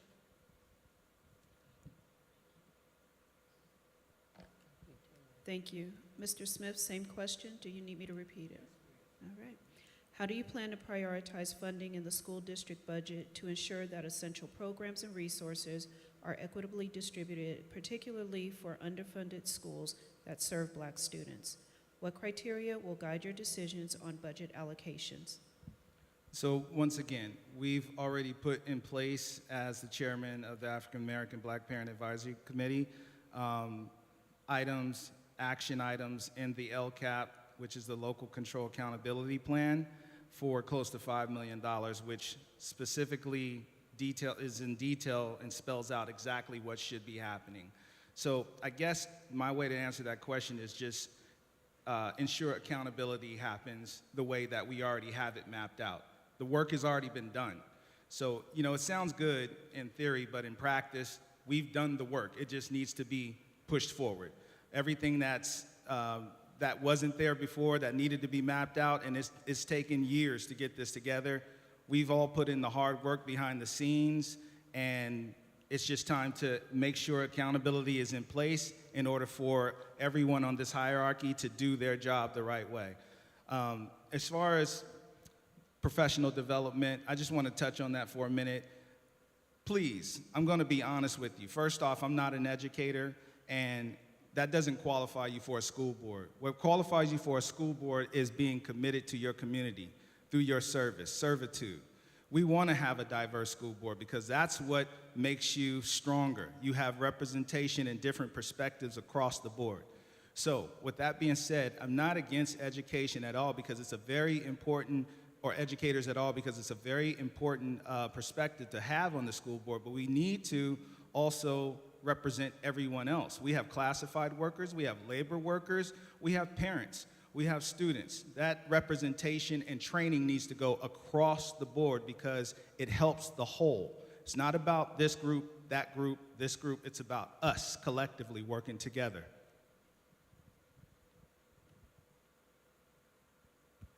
Thank you. Ms. Alfaro, same question. Would you like me to repeat it? Yes, please. All right. How do you plan to prioritize funding in the school district's budget to ensure that essential programs and resources are equitably distributed, particularly for underfunded schools that serving Black students? What criteria will guide your decisions on budget allocations? I'm sorry, that's the question mark. What criteria will guide your decision on budget allocations? Well, the first thing I would look at is the budget. I want to know why that there's certain schools that are getting more funded than the other schools. Why is some of the money being outsourced? Why don't we put that money back into the school instead of it being outsourced? The educational part of it, I think we need to use those to make sure that we give the tools for the teachers, give the tools for the parents, and give the tools for everybody else that's in Stockton Unified so that they can succeed for the children. So once we kind of get all that together, then we'll kind of figure out where the other money's going.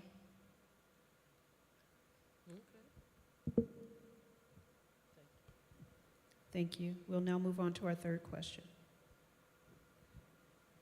Now for our third question, starting off with Mr. Smith. What specific strategies do you propose to close the achievement gap for Black students in the Stockton Unified School District? So I'm cautiously optimistic about closing that gap. I believe that we need to really look at this more so as an opportunity and remain positive about closing this gap at this time. So we need to re-engage families because parental engagement is key. It's very, very key to get everyone together. Being in the role that I have been, once again, as chairman, it's been a challenge to get parents to come out, but we understand the challenge that the challenges that they face. They work, they have other responsibilities that they have to handle, so getting that parent engagement is key to getting that gap closed more so they can tackle the student from the other side as the district does it from this side. Also, we need to have listening sessions with those parents and go and create exactly what they're saying that fits the need that they're saying that they need to have them engage better. We need to also tackle early literacy training. So K through third grade is just like so vital in order to have kids reading at the right level at that time. We have the most lowest scores when it comes to our reading, our mathematics, the African American, Black and brown community. Last I looked, I think we were 100 points below on the California dashboard when it came to mathematics. So, you know, yes, we did make a little bit of progress, a couple points, but we need to speed that up. If we do a couple points, we'll be 50 years from now before we're on track with where we need to be. So really tackling those areas and then honing in on the CTE component as well, because everybody's pathway is different. And I feel that if we get more African American students to get involved with CTE, that will help close those achievement gaps as well. Thank you very much, Mr. Smith. Next, we have Ms. Alfaro. Would you like me to repeat the question? Yes, please. What specific strategies do you propose to close the achievement gap for Black students in Stockton Unified School District? I think what I would do to close the gaps is try to figure out how we can get them to succeed. What's the reason that they don't want to come to school in the first place? So once we kind of figure that out is when we'll start to figure out how we can get them back into school. If we don't have the activities that they need, if we don't have the resources that they want, if we don't have the structure, the the communication, the consistency, why would they even want to come back to school? So once we start to support them so that they would want to come back to school and provide them the education that they do deserve, that they strive to deserve, then we can get them back into the seats. Thank you very much, Ms. Alfaro. Finally, we have Ms. Priest. Would you like me to repeat the question? What specific strategies do you propose to close the achievement gap for Black students in Stockton Unified School District? So as an educator, I've learned many valuable lessons for working with diverse communities. And first is our importance of building relationships.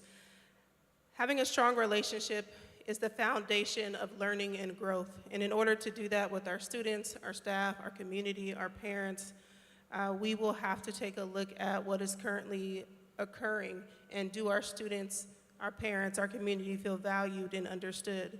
In order to close those achievement gaps, we have to take a look at our current academic enrichment opportunities, whether that is through tutoring, whether it's being able to provide different programs for workforce or pathways to college readiness. We need to ensure that our Black students have equitable access and academic opportunities and resources they need within SUSD. Also being able to tap into our parent and community engagement. In order to do so, we looked forward to being able to actively involve our families and our community leaders in our decision-making processes. And in order to do that, we will need them to support our efforts and foster a sense of belonging and a shared responsibility for the success of all of our students. We can also close that achievement gap through mentorship opportunities, being able to pair our African American students with people in the community that will be able to guide them academically, and of course being able to tap into our culturally responsive teaching and training our educators to incorporate Black culture as a whole in our academic setting will make sure that our Black students can thrive. Mm-hmm. Thank you very much for that. We'll now be moving on to our final question. Thank you. Starting with Ms. Alfaro. How will you ensure transparency in data regarding student safety and disciplinary actions? And what steps will you take to address any disparities that are found? As I've gone around to different schools and I've seen a lot of the things that are going on at certain high schools and certain elementary schools, I start to think, why? Why are there so many concerns, so many issues that the schools are having when they have the tools to help the students to succeed? And then I look at the other schools and I'm like it's a pick and choose. There's a school that looks amazing and then there's another school that doesn't. And then it's in the same area. And I'm trying to figure out why. Why is that one school look better than this school? And they're literally down the street from each other. Same culture, same district. Now we have to take accountability of why there's so much violence at the schools. We have the rules, we have the structure, but we're not using it. Why? So now we have to think of another idea to figure out, since we're not using the rules that we have in the district, to figure out another plan to keep the students safe, because we're not doing it. We have the security, but they're not doing it. So now we need to figure out how to get more, how to make the schools more safer for the students. And that meaning putting the money back into those schools that are looking unfunded versus the ones that are funded. So that those schools that are unfunded can have the security. Time. Thank you. Ms. Priest, same question. Would you like me to repeat it? How will you ensure transparency in data regarding student safety and disciplinary actions? And what steps will you take to address any disparities that are found? So first, we have to be able to understand there's a difference between being able to read data and being able to apply data when it comes to driving meaningful change. And it's all about being able to understand the facts and the figures. So being able to present this data to our families is one thing, but being able to present our data in a way that our families understand is something different. So being able to apply that, I think, kind of takes a deeper dive. We're able to be able to go and make informed decisions using those numbers with the data, involving whether it's trends, identifying gaps, creating targeted strategies for issues. When we look at the data, when it comes to our students, we want to be able to ensure that our parents and our community can help us develop a plan to improve that data. Being able to hold forums where we can get their support, their voice, and their feedback is extremely important. As a current administrator, we've been able to take a disciplinary rate from 80% to down to 4% with restorative practices with our community members, with our parents, and really being able to understand harm and things that have been caused. So it is possible to be able to use and lean on our community resources when it comes to data and being able to transform and inform our parents, our community into action and driving improvements for our students' outcomes, our student successes, and our overall school climate. Thank you. Mr. Smith, do you need me to repeat the question? No, it's fine. So I'm going to first just kind of come from the heart with this. Instead of the unfortunate dysfunction and malfeasance behavior that's been happening on the board and across the district, what we need to really be focusing on is safety. Take out the self-driven agendas, take out the politics, and let's really get safety at the forefront. And once again, back to accountability.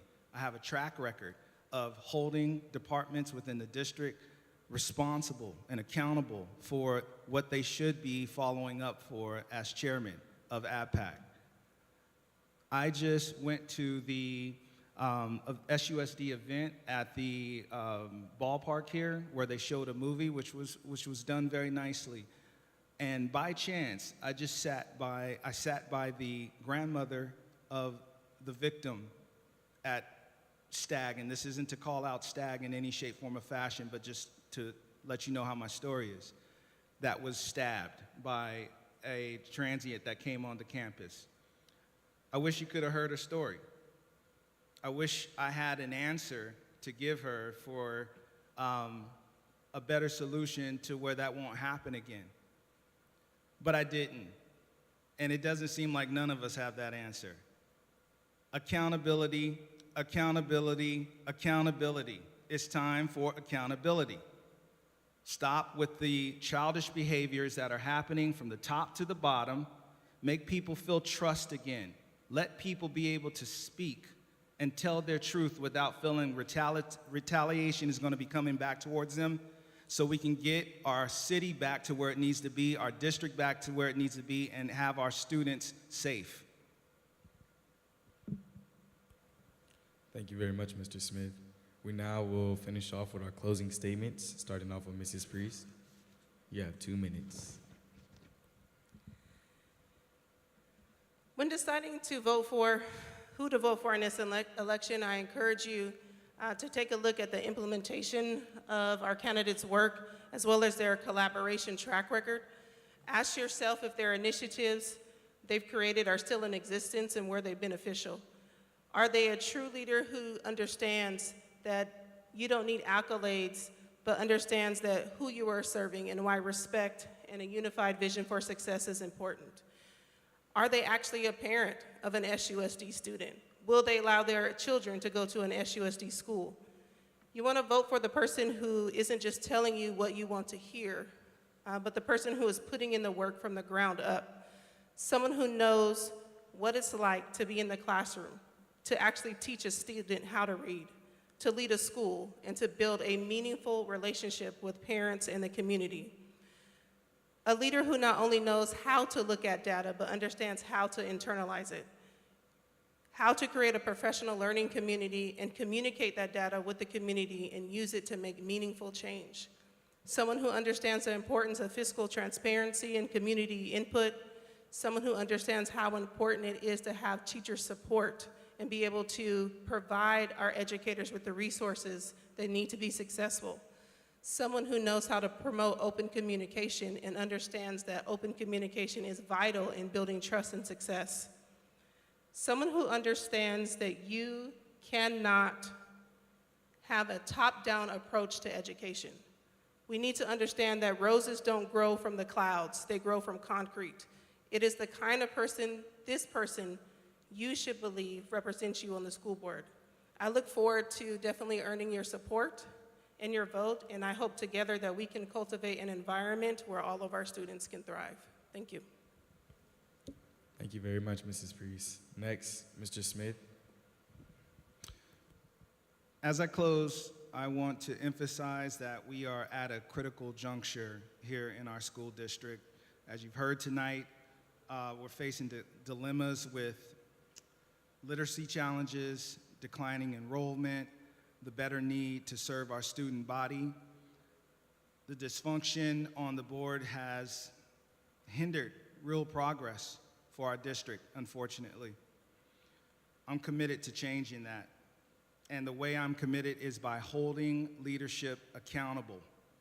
Holding leadership accountable, which in turn holds the whole district accountable from the top to the bottom. We have to bring back accountability. Together, if we do so, we can create an environment where students of all backgrounds thrive, parents are engaged, and educational opportunities are expanded upon. As I told you in the beginning, I'm inspired by my daughter, McKenna, which many of you know. But I'm also inspired by our community's potential. I kindly ask that you vote for me to restore trust and move Stockton Unified forward. Thank you. Thank you very much, Mr. Smith. Finally, we have Ms. Alfaro. So I decided to run for Stockton Unified School District 4 for my kids. And I'd seen a lot of things that are going on in the district that I just don't like. And I know a lot of parents, they don't like it either. I'm fresh. And Stockton Unified needs fresh. We need to start over. I'm hearing a lot of people, you know, a lot of the events that I've gone to, Stephanie, we need fresh.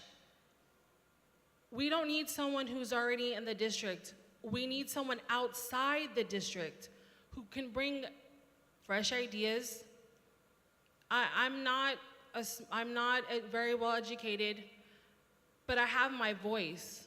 And my voice has gotten myself this far, my kids where they need to be, and anybody who else that has come across my phone, my face, my family's, you know, they've told me, hey, I need their help. And I've given them all the tools that I've done that have helped me for myself and for my kids. So I want you to vote for me for a new beginning, a fresh start, because I think that's what this district needs. It doesn't need someone that's already in the board. Fresh. I'm fresh. Thank you very much to all the candidates. Yes, thank you very much. Thank you to our moderators today for asking the questions of the Stockton Unified School District 4 candidates. Thank you very much for the candidates coming out and staying out with us in this late evening to share the very important information. So thank you all. Let's give them a round of applause. Thank you. Again, we encourage you to stay to the end so we can have meet and greet with the candidates. Thank you very much. We've got one more to go, guys. At this moment, I would like to introduce the facilitators to the Lincoln Unified School District Area 2, which is Talia and Joshua Collins. Please come on back up, Joshua. Let's see. So we have 2 candidates for the race. However, only one was able to make it today. So I'm going to ask to bring up Brian Holloway. Again, everyone was invited to attend this evening. Our moderators will go over the rules for the race. Thank you.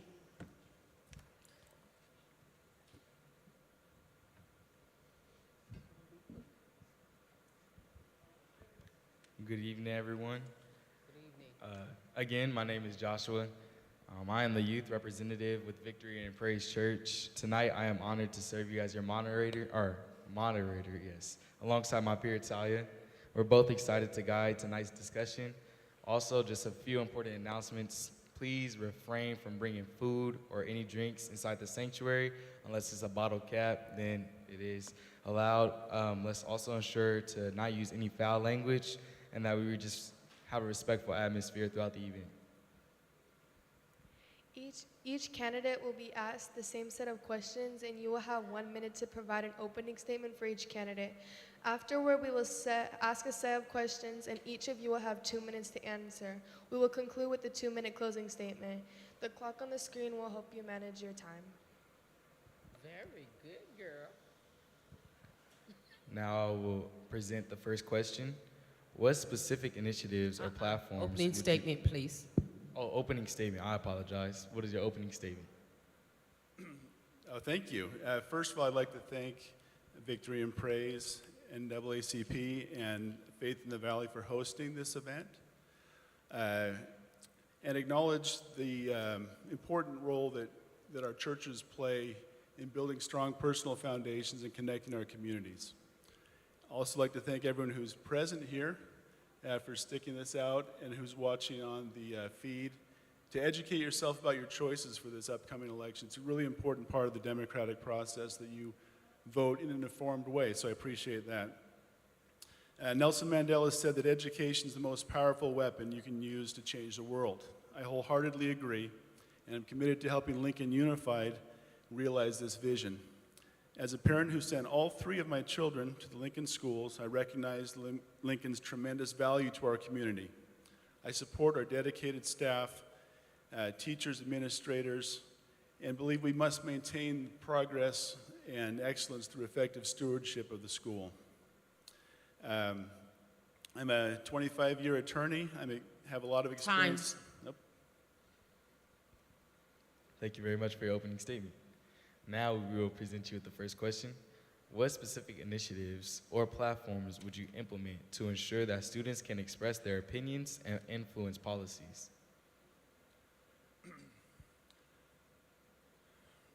So it's important for the students to have a say in their education. We have student representatives in student government. We also have opportunities to serve on the CASC program, which allows students to participate in the board discussions. And so that's an outstanding way for their voices to be heard. They're taken very seriously. I know that some initiatives that the students in the CASC program brought to the board have been implemented statewide, and so it is an effective way to make that happen, and I support that. Very good. Thank you. What plans do you have for developing culturally relevant programs and activities that uplift and support the recognition and success for Black students? So I think that all students have the opportunity to create clubs and have those opportunities to do things in the school that forward and promote their culture. I know that at the high school, there's a very strong Polynesian dance program that many, many students join. I think that students, especially if there are black students that want to have similar type of programs, that they should be supported and by the school, and their program should be advertised so that anyone can participate and they can be promoted.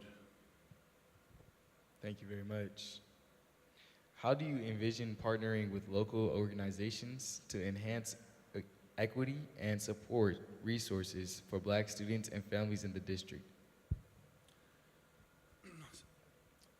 We have some excellent partners in our school.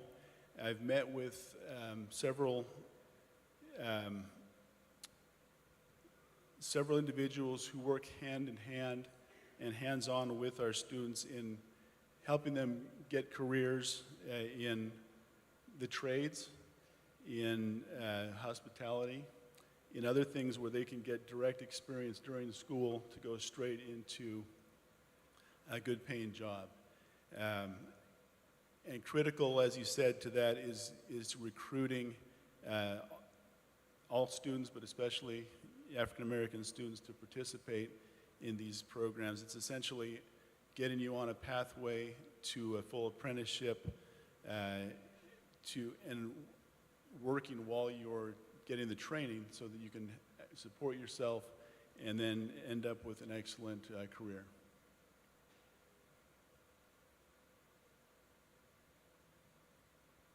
Thank you.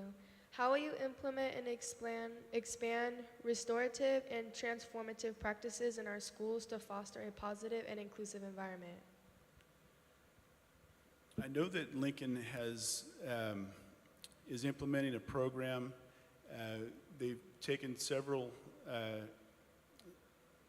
a good amount of time to do a lot of research into the data to figure out what would be the best way to do the things that you're talking about.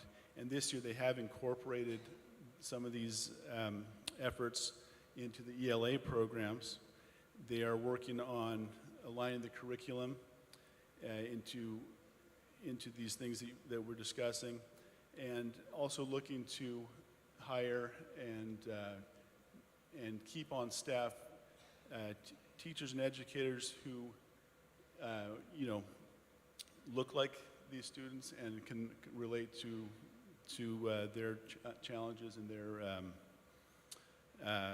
their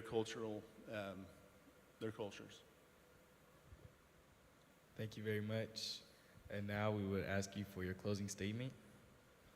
Okay.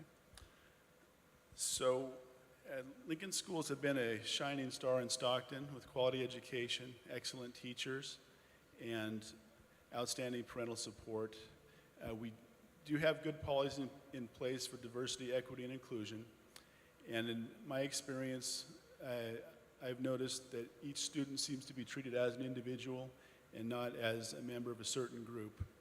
And I think that's an excellent foundation.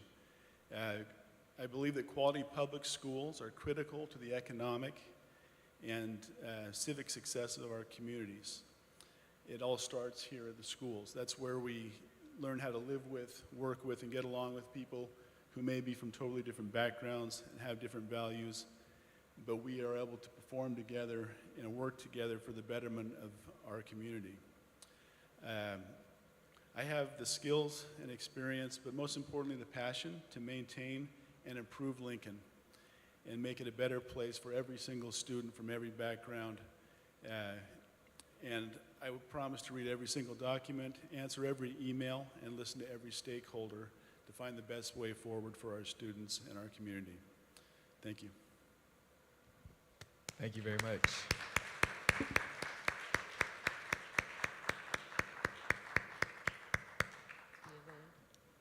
We would also like to appreciate all of our candidates from Stockton Unified School District and from Lincoln District for sharing your thoughts and ideas this evening. We greatly appreciate your commitment for supporting our youth and advancing education equity in our communities. Let's give our speakers a round of applause one more time for their participation. Thank you very much. Yes, thank you so much. Thank you for coming out. A round of applause for our moderators as well. Thank you, Atalia and Joshua. And thank you very much to our candidate for answering the questions. Ooh, so we have made it towards the end here. Got a couple of things before we go ahead and let you out. So again, I want to thank, first of all, big thank you to our tech team who has worked diligently behind the scenes facilitating this production. We also want to thank the Faith in the Valley, NAACP Stockton, and Victory and Praise for working in conjunction to create this event. I also want to thank the audience for participating, for hanging out with us all night long. I hope that you were able to learn more about the candidates for each of these races. We also want to invite you to the last night of the forum, which will be Friday starting at 6 p.m., where we'll be holding candidates for City Council Districts 2, 4, and 6, as well as re-airing the Stockton mayor race. A recording of today's forum will be posted on the NAACP Stockton, Victory and Praise, and Faith in the Valley Facebook pages. We encourage you to follow the pages, share the recordings of the forums with your friends and family. I would now like to turn it over to President Bobby Bibbins for the final closing remarks. Afterwards, we are going to have Xavier Harris Barnes come up for closing prayer.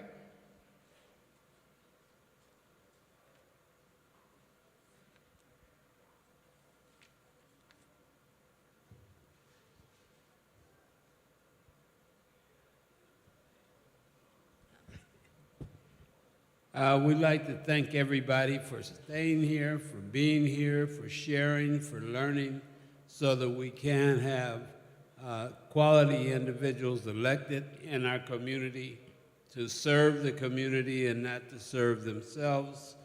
That is extremely important.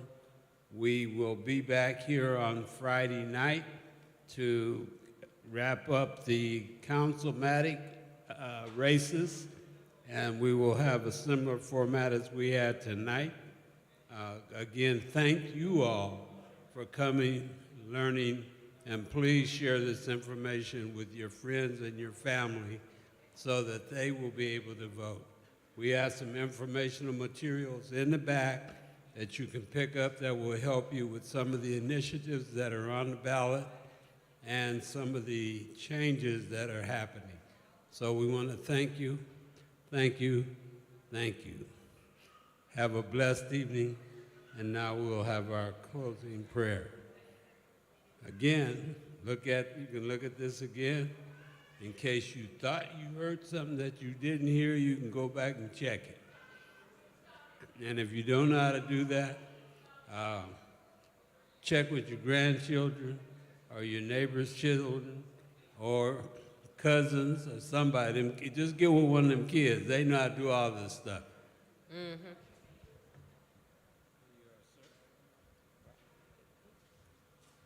All right, I would like to go ahead and say the closing prayer. Thank you for being here, and thank you for having a nice time. I hope you did have a nice time. Thank you for having us all be able to see each other. Thank you for having everybody to go ahead and get up here and talk. Thank you for everybody being able to go ahead and actually come here, and thank you for everybody who's just sitting and watching. Thank you for coming here too, and I'd like to thank God for having you guys have the chance to get up here. Amen. Amen. Good night.